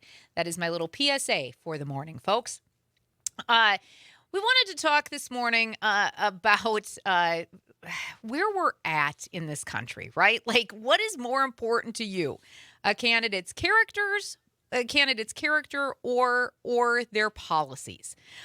Because it turns out that there's a lot of candidates right now who are running for office who have some questionable things in their backgrounds, right? And in 2026, it doesn't really seem to be a game changer for whether or not we still support these candidates, like maybe even 5 to 10 years ago that it did. Political scandal that once ended campaigns no longer guaranteed to derail a candidate's career. Political scientists actually say that voters at this stage are more likely to stick with candidates from the preferred party, even when those candidates face serious allegations or controversies. Now, it's interesting because it was actually just late last year that we had a candidate running for Wisconsin state governor, Republican Bill Berrien. He had to end his campaign, though. Parker, you obviously remember this. I'm looking at your face. Yesterday, I was trying to remember who all the candidates were, and I was like, yeah, there were more Republicans. I knew I couldn't remember his name because of this. So Bill Berrien ended his 2026 campaign, just a little, take you back in time moment, because there was controversy surrounding reports of his online activity that involved explicit social media accounts. And so he just dropped out of the race. He tried to stay in for a few days after those reports came to the light, and then eventually it just became too much. And then that's actually when we saw Tom Tiffany step into the race and become the front runner for the Republican Party. There's also been a lot of legislative leaders in the state of Wisconsin who've resigned over inappropriate comments, state officials that leave their positions following misconduct or investigations. The question is, though, does that matter to us in this current climate? So again, the question this morning, what's more important to you, a candidate's character or their policies? 1-855-752-4842, 1-855-75-CIVIC. Now, there's also a lot of people who claim that this increasing political polarization, stronger partisan identities, and declining trust in traditional media is a major reason why scandals have less impact than they once did. In previous decades, scandals that involved affairs, JFK, hello, anybody?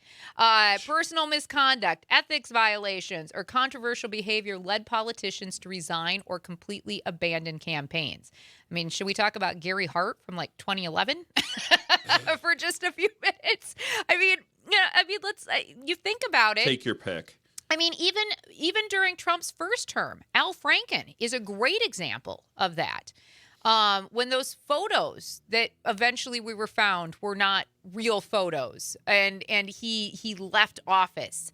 Now you kind of wonder, should he have wrote it out? Were the Democrats at that point too persistent that he should leave his role and leave office? Would it have mattered to most voters? At that time, though. But that's assuming that everybody plays by the same set of rules, right? This is true. I think that's really important to look at. I think at that point in time, it was probably the right thing to do, right? Mm-hmm. Looking back on it, yeah, with the current political climate, he probably could have stayed, probably should have stayed. But let's not pretend like a senator from Minnesota is held to the same standards as just spitballing here. Maybe somebody that resides in the White House or is the Speaker of the House. We have very different rules. Is it the parties, though, too?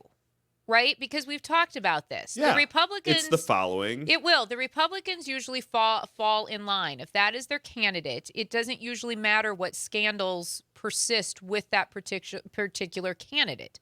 They will usually fall in line and still support that candidate unless it just becomes too egregious that they can't stand it anymore, right? There's, Jamie, I think another thing, sorry to cut you off, but please. I think we've talked about this a lot too when it comes to the Democratic side, is you need to have a very squeaky clean persona, Yes. right? You need a squeaky clean backstory because it's I'll just say it, it's impossible Right. to unite the Democratic Party on everything. Right. Absolutely. Even when you may be the lesser of two evils, where the Republican side, you have to give them credit. When they all agree this is the person we're going for, they kind of view it as almost like a sporting event Yeah. or a game or a contest where it's like, this is our team. Right. And we want to win. Yeah. This is who we're supporting. Where I think a lot of Democrats look at politics as the nuanced thing that it is and go, well, you know what? I don't agree with that person. And Right. maybe it's to a fault where I don't agree with everything. Therefore, I'm not voting for that person, or I'm just not voting at all. Sometimes I wonder if it's not so much that we're more tolerant of these scandals or that the parties have completely different identities and different standards. I don't know if Yes. it's so much as being, just like, yes, we're okay voting for this person with the scandal, or just the Democrats saying, no, you need to be the better person here. We don't want these tied to the Democratic Party. We're going to have this person step down. So sometimes I wonder if it's more of a party thing than an actual candidate thing, and our tolerance level is maybe different. But candidates today are more likely to deny allegations, frame controversies as political attacks, and also continue campaigning rather than step aside. And we're actually seeing this play out right now in the state of Maryland with Graham Plantner, right? Yep. He has been embroiled in scandals involving women. He has been embroiled in scandals involving tattoos when he first came onto the political scene. He has one that is a swastika that was eventually covered. He's had to explain that numerous times. Yet he still stays in the race. And even with the latest scandals involving women, he has made it clear. He is not stepping down. He is not leaving the race. He is going to let the voters decide. And, that is a very... And let's be clear, he is not an establishment, we'll put that in air quotes, a Democrat. The Democrats actually put up an establishment candidate to run against him in Maryland. That establishment candidate lost, and Plantner is now your candidate in the state of Maryland. So I wonder, though, if taking the playbook of more Republicans and saying, I'm going to just stay in this, even with all of this swirling around me. I mean, it worked for President Trump, right? He got elected just a week or two after the Entertainment Tonight video back in 2016. That didn't seem to derail his campaign at all. And if you think about even 10 years prior to that, if that tape would have come out that close to an election, Hillary Clinton would have won in a landslide, right? I mean... But what changed, I guess? Is it the fear-mongering of... It's if you're looking at it from a Republican side, what is the Democratic utopia look like? Socialism, communism... Yes.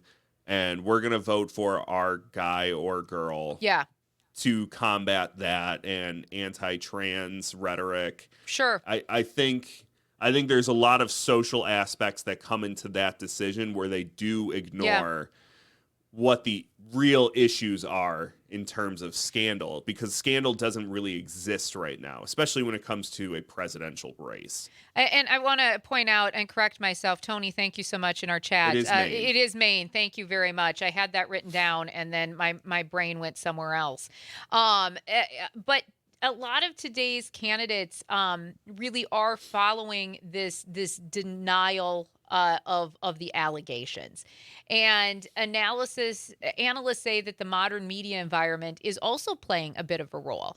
Obviously, social media plays a role into that. There's partisan news sources. There's constant information flows. Scandals a lot of times are compete with dozens of other stories for our attention. And you got to wonder at some point in time, if it just gets lost, or if we start going, well, is that really real? Because you don't know if everything that you see online is real, and you have to wonder if that sometimes plays into into the mindset of the voter, right? Do we question the authenticity because what we see is not actually real all the time? And I don't know if that's what makes up the mind of voters. But if you're interested in chiming into this conversation this morning, we'd love to hear from you. Do you think a candidate's character is more important, or their policies? 1-855-752-4842, 1-855-75-CIVIC. We've got Jeannie on the phone this morning. She's calling in from Eau Claire. Jean, how are you this morning, and what do you got for us? Well, thank you so much for covering this subject. Definitely policy matters to me, because what we have in the Oval Office right now, I'll tell you something, nothing compares. And that guy's doing it in our face. So I really believe that we need some very strong people fighting back, and also their background. Like Tiffany, we need to look at his background and what he did in the past and what he's done all along, and all the people that have an R after their name. And I've been an independent my entire life, but I've been watching for years live what these people have been doing to our state and to our country. So definitely policy, but character too, and not lies. So thank you very much, and you have a great day. Thank you very much for the call. Thanks, Jean. We appreciate it. Of course, you got to wonder too if the current president is part of this shift, right? He survived so many controversies. He has said things in the past that would have taken any other candidate out of office. He has actually used it to his advantage, right? In a lot of ways, to basically endear himself not only to the voting base, but also to new voters, because he isn't the typical politician. Whether you agree with him or not, whether you agree with his policies, he has endeared himself to a certain subsect of voters that a lot of politicians haven't been able to over the years. It's fascinating. We'll continue to have this conversation on the stream. But the debate over a proposed data center in Wisconsin Rapids is growing. Community groups are organizing. We're going to talk about that next and find out what's happening in Wisconsin Rapids on the Civic Media Network.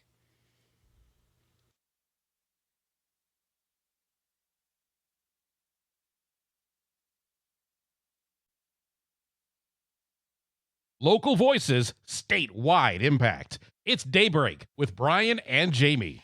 It's 8:22 right now. Thank you so much for joining us this morning. We always appreciate it. Hopefully you're having a great start to your day. You're listening to the Civic Media Network. I am Jamie Martinson. Brian Noonan is not here today, but our senior producer, Frank Gargano, stepping in as co-host. How's it going? Are you enjoying your time as host? You know what? It's so different. Just constantly being on. I check myself in the camera, like when I'm taking sips of coffee, and be like, oh, right, maybe don't eat while you're on camera. Oh, no, I eat all the time when I'm on coffee. camera. We'd probably do much better on a stream if I wasn't always eating or moving around, but it's fine. But we have a guest joining us today because we've got to have a conversation about data centers. There is a proposed center that's become one of the most talked about issues in Wisconsin Rapids. Community groups have formed, hundreds of residents have attended informational meetings, and city leaders have slowed the approval process so they can gather more information and public input to help us understand where things currently stand, what's known about the project, and what questions residents are still asking. We are joined by Melissa Kay. She is the news director for WFHR and WIRI in Wisconsin Rapids. Now, Melissa, you've been closely following this story from the beginning, so we are super glad that you are here this morning. Thank you for joining us. Good morning, Jamie and Frank. Thank you for having me on. I'm glad to be here. Well, let's go ahead and jump right into this, because for listeners who haven't been following this closely, bring us up to speed. Why has this particular proposed data center generated so much attention in Wisconsin Rapids? Well, part of it has to do with the location. As many know, Wisconsin Rapids is a former paper mill city. The city grew because of the paper mill that was here that was shut down quite a few years ago. And then that site has just sat empty, but it's unique because it's right next to the river. They've done clearing of the space. So now there's acreage available for manufacturing opportunities, but it's zoned manufacturing industrial. So it can't have housing. It can't have, there's certain things that Sure. can't be built there. And data center companies have been looking at that site. In 2024, there was a data center company that was looking, not exactly that site, but near that area. And it was very quiet. They came in with a contract, let the city know, hey, these two private entities are doing this thing. But then a year later, they also let them know by press release that, hey, yep, we're not doing the thing. Right. But people were okay with it then because they didn't really know what was happening. Now, the city council realized that, hey, if we don't put an ordinance in place to have some protection against, have some involvement in this, we won't be able to. It'll be just like before with a agreement between two private entities, and we're not involved. So that's kind of where things kicked off here with getting the public involved. Sure. Because they were like, whoa, whoa, whoa, what are you doing? Creating ordinances for data centers. It's like, well, there's Right. more to it than that. It's for protection purposes. So now there's a company interested. People are getting informed and involved and being activists in their community. They're like, hey, we're not sure if we want this. Let's talk about it. Let's slow it down. Let's look at all of the different things. Look at what's happening across the nation Right. and in other parts of Wisconsin with data centers. So let's go to the Southwood County Neighbors for Responsible Development. This is a group that has formed just a few weeks ago. Am I correct on that?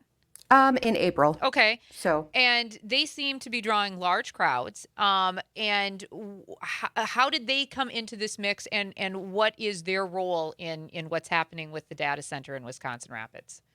well, there was a public hearing announced for the conditional use permit that this company had submitted to the city. And the Southwood County Neighbors for Responsible Development, to my understanding, they're just a group of people in the area, Sure. business owners. They're like, hey, whoa, whoa, whoa, let's have an informational session. So they invited people from the IT world, Farmers Union, and even Charlie Barron's came to town. They had an informational session at the middle school here. It had about over 400 people attended, including the mayor and alderpersons. They were there to gather information too. And so that is really what kicked off the Southwood County Neighbors for Responsible Development group. And they've been working ever since to educate. Sure. Melissa Kay, news director for WFHR and WIRI in Wisconsin Rapids, joins us this morning. So is the opposition to the data center in Wisconsin Rapids focused on the idea of the data center itself, or are residents more concerned about the location and some of those impacts to things like the environment, obviously their own utility bills? What seems to be their argument right now? That seems to be the big one. People are worried about energy bills, their electricity, and our water. Our waterways here. Yes, the mill did do some pollution, obviously, in eras gone by, but they're worried now because a lot of cleanup has been done. The riverway is much better than it was, and they don't want to see it degraded again. Absolutely. So, Melissa, real quick. Yeah. Hold on, Jamie. I feel like we always see the negative side of data centers, and we see a lot about the opposition to it. Are there groups right now in the community that maybe support the data centers for any reason? Are there any benefits to this? Well, honestly, from what I've heard, the biggest benefit would be building out our electric infrastructure.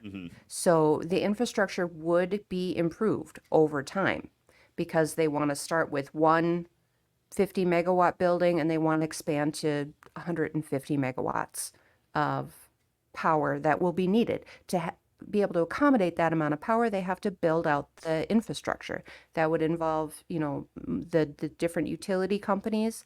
And I think that the city council, or at least what they have said to me, is that this is an opportunity. They need to figure out the way to do it the best that's going to protect the consumers while building out our infrastructure, and then also make sure utility bills don't go up. But it could be a benefit if the consumers can be protected. Thank you so much for joining us. Melissa Kay, news director for WFHR and WIRI in the Wisconsin Rapids area. We will continue to follow this story out of Wisconsin Rapids. Melissa, thank you so much for being Thank here you, this Jamie. morning. We appreciate it. Coming up, summer camps and youth programs in high demand across Wisconsin. A lot of families are running into long wait lists and rising costs. We'll explain why that matters next here on Daybreak. You're listening to the Civic Media Network.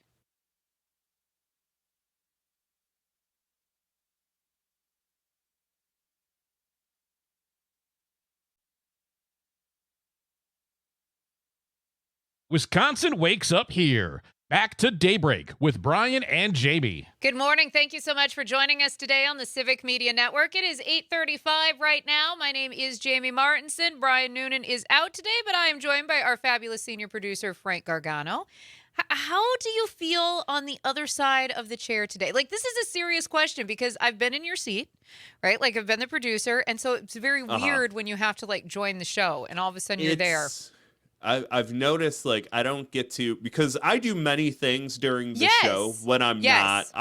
I'm looking at emails, I'm looking at stories, people to book, all that stuff, and I get a lot done during the show. Well, because I kind of get to just be a consumer, right? Because that's the best way to judge a show is from a listener standpoint. And if you're not from a entertained, producer then that standpoint. probably means that hopefully our listeners are entertained, right? Correct. Yes. So like, it's so weird that I'm dialed in and then I look down, and we were just saying during break, like, oh my God, it's 8:35. It is. It's gone really, really fast. That's a little inside for all of you non-radio folks who just enjoy the show and listen on a daily basis. But it's fun. I'm enjoying it. Well, I'm good. learning a lot. Thank you for stepping in today. Of course. Now, you know, if you're the type of person who ended up as a kid going to summer camp, hopefully you have some really fond experiences that you've taken with you for, you know, maybe a lifetime.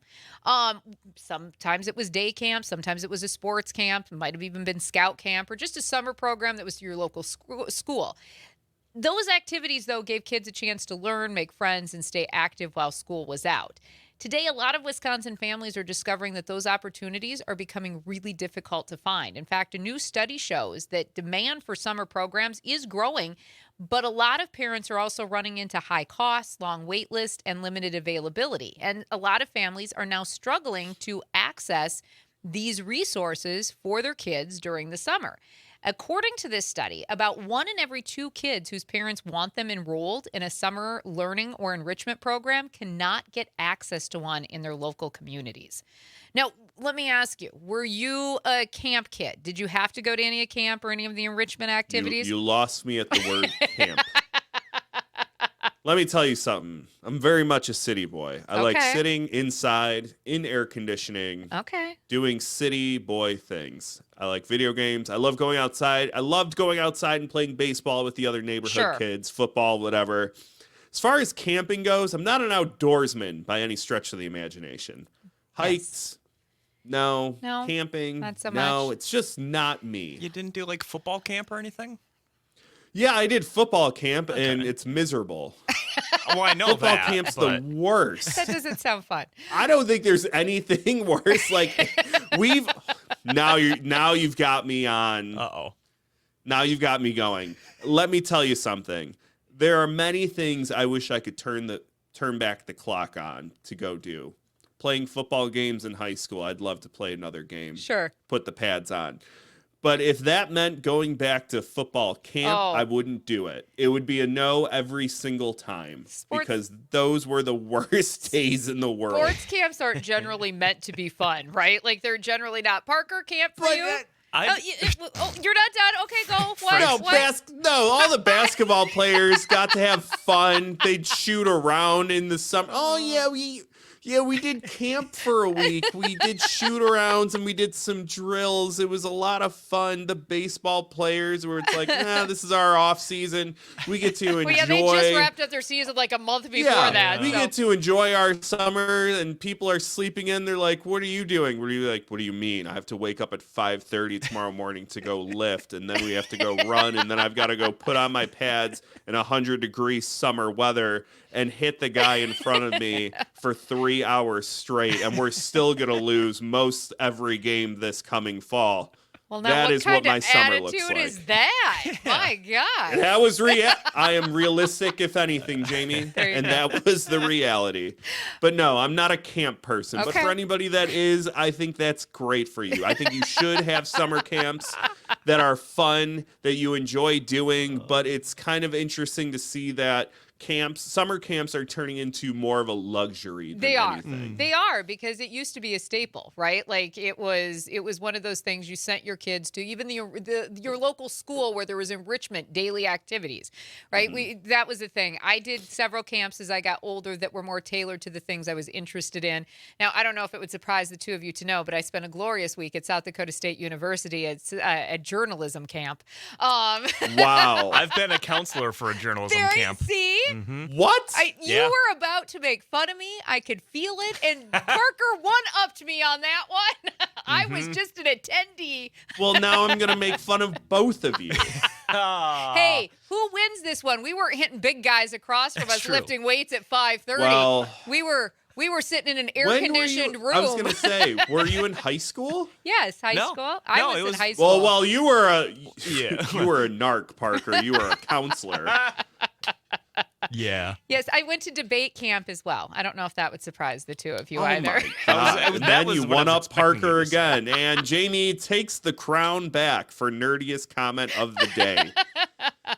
Yeah. What? Hold on, Parker. Thank you. Thank you, Yeah, Parker. exactly. Parker, going back to being a counselor at journalism camp, did any of the kids raise their hand and go, "Do you have a job in journalism?" And you're like, "Don't worry about that. Shut up.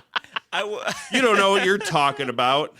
I worked at the student paper, and it was the college that ran the camp. Sure. So yeah, It was kind of. It was a great journalist. experience because at South Dakota State, we not only met the professors from South Dakota State, but then they brought in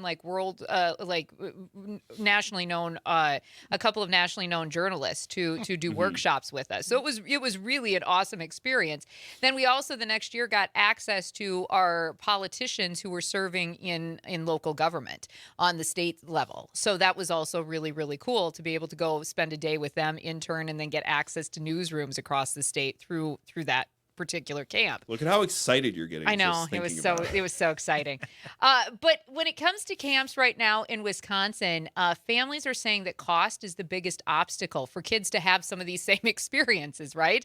Along with transportation challenges and a lack of openings in their communities. 177,000 Wisconsin families say that they cannot find a summer program that's even affordable, close to home, or accessible for their kids. Now, summer camps and youth programs across the state fill up really quickly, and a lot of organizations are reporting lengthy wait lists. Wisconsin Youth Company increased enrollment by about 300 children this summer compared to last year, but still has another 300 children waiting for a spot. And obviously, when school lets out, there's a whole new challenge for parents, too, because there's no longer that year-round place for your kids to go. And if they're school-aged, then you really have to figure out where your kids are going to go. And for some parents, there's also that the year-round daycare also ends when the school year ends.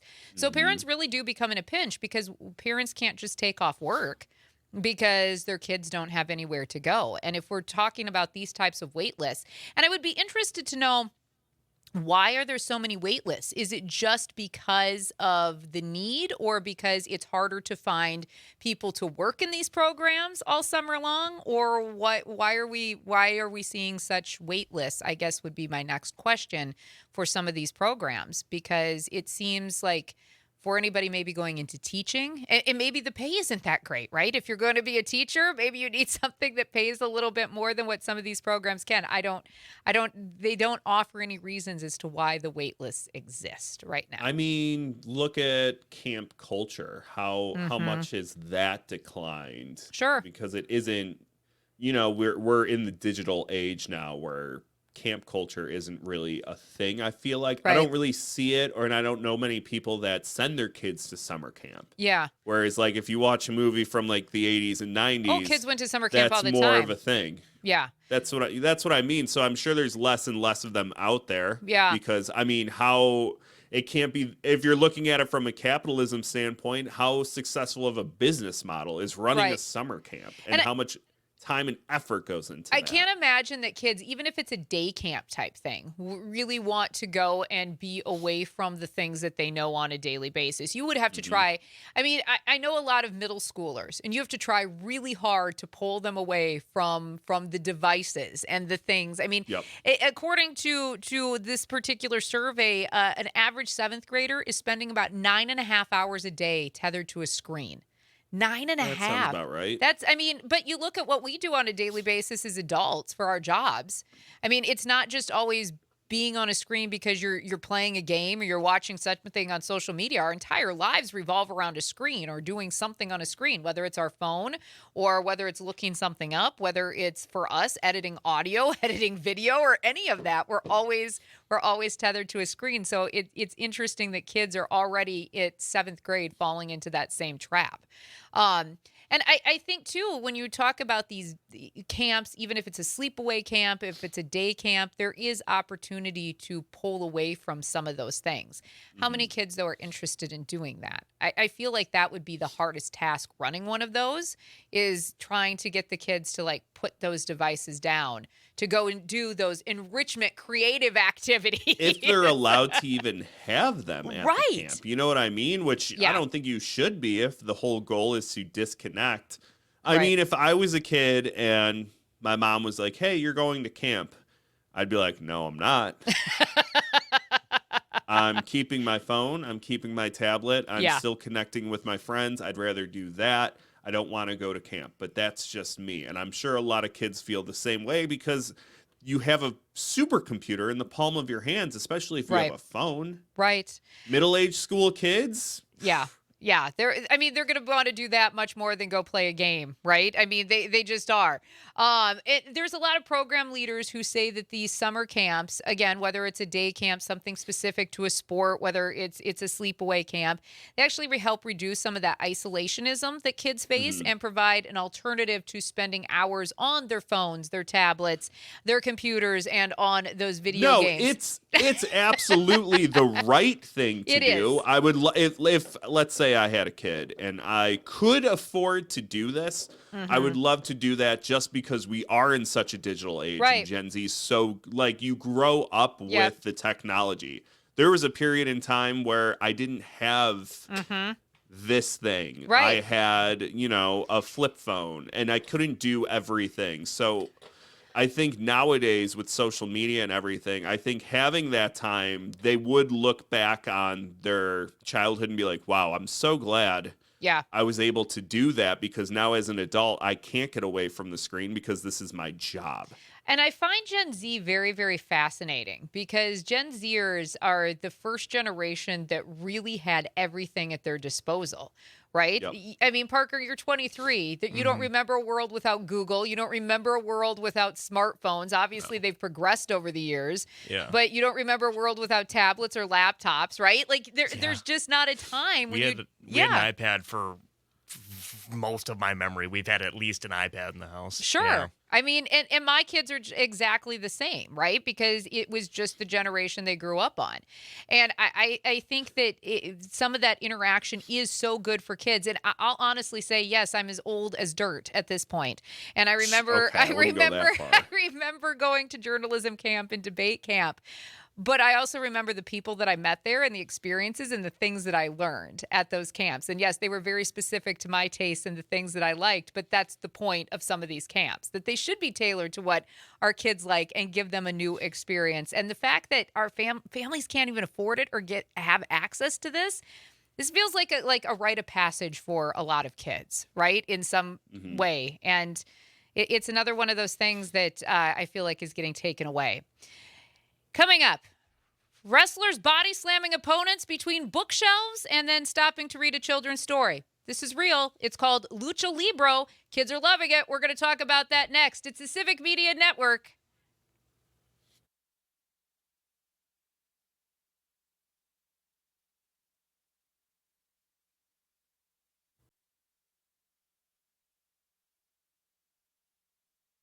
Fairly solid and better than expected. It's Daybreak with Brian and Jamie.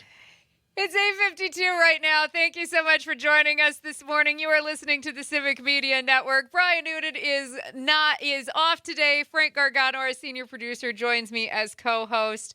Oh, that was great. Thank you, Parker. You're on par today with I the can't music. see you, Parker. Where is he? Can't see you. What better way to start a wrestling segment? Come on. That The was only way. fantastic.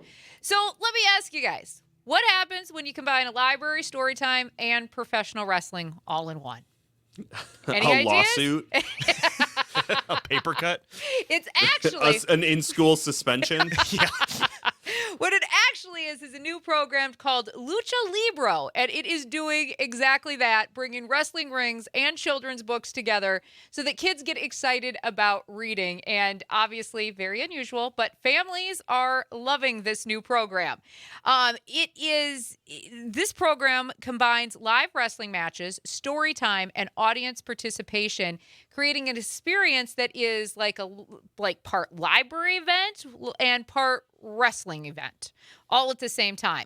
In fact, you'll love this. Wrestlers perform in a full-sized ring set up among library bookshelves, complete with entrance music, costumes, and theatrical storylines.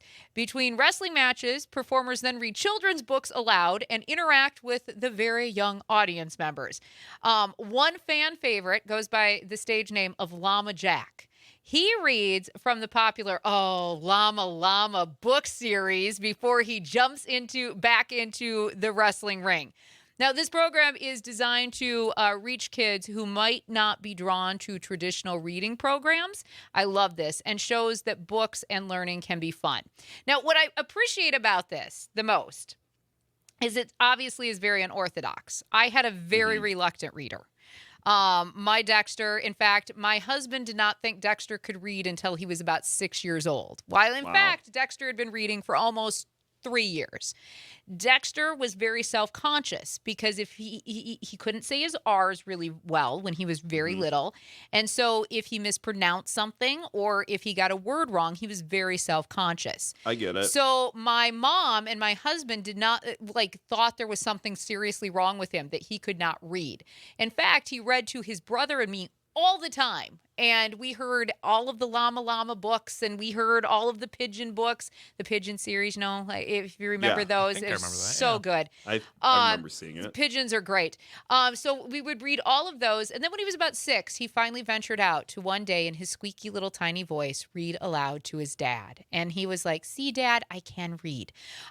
So I understand reluctant readers, and I think that if there is a program that helps them, it's why libraries also bring in, reading dogs, because it calms a kiddo's mind, helps them concentrate. There's a confidence level that they don't normally have.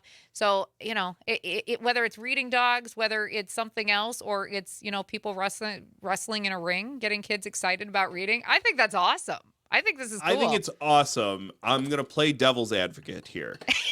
Do you think this is going to have the opposite effect where it's like, I'm picturing a crowd of kids watching this go down. Aren't little kids so they more want to body slam?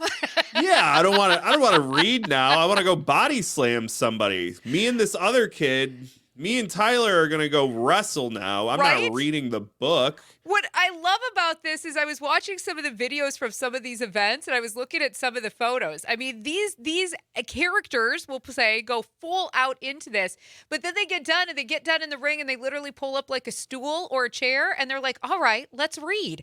I mean, it is the craziest thing I've ever seen. So you go from having these kids totally amped up, cheering and excited, then to this moment where they're like, "Oh, now my favorite wrestler who just put a guy through the ring is now going to read a book to me." It's actually hilarious.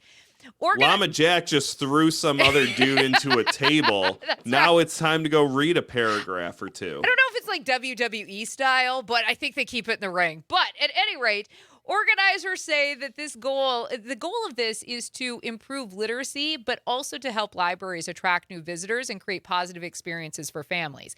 And as you can imagine, the attendance at libraries in the modern age of 2026, with everything at our fingertips, and the fact that we can read on devices, little lower than it used to be. The concept was created just a couple of years ago because organizers were invited to put on a wrestling-themed event at a local library. And since that time, this idea just started to expand. More than 40 library events are planned across California, because right now it's only in California. More than 40 library events are planned just this year. They are starting to expand to states outside of California. The events draw large crowds, usually kids, parents, maybe even wrestling fans, all at the same time. Imagine, though, if you're a wrestling fan and all of a sudden you show up at your local library thinking there's going to be a free event, and then you learn that they're going to read the Lama book series to you in between. That's got to be a little disappointing. How many? No, I'm not going to ask this question. I feel like you should, maybe. Curious. It's going to... I'm genuinely asking. This is out of curiosity. Okay. Oh boy. How many WWE fans are walking into the local library just on a ho-hum Tuesday? Well, you never know. If they know And I there's a am wrestling somebody that event. does not walk into a local library ever. So I'm going to put that out there and qualify it with that. But it could happen. It I could see where you're happen. coming from. It could Look, happen. whatever, with literacy being what it is in this country Yeah. and getting kids to read, whatever helps, whatever gets them excited to maybe dive into a book, improve their reading skills. I think it's great. I always love when there's an unorthodox way of doing things that we never thought about, and then people get excited about it. I think that's always the beauty of programs like this, because whoever thought about pairing wrestling with reading? Nobody. Whoever thought about pairing Broadway and acrobatics with baseball? Am I right? Oh God. Oh man, it always comes back to the bananas, Parker. It does. Rent free in your head. Always back to bananas. Well, we Truly. made it. We made it. A show without Brian. We did it. Thank you so much for listening today. You are listening to the Civic Media Network. Stephanie Miller coming up next. And don't forget, another chance for you to qualify in our multi-state text to win contest, also at 9 o'clock. Thanks for listening to Daybreak.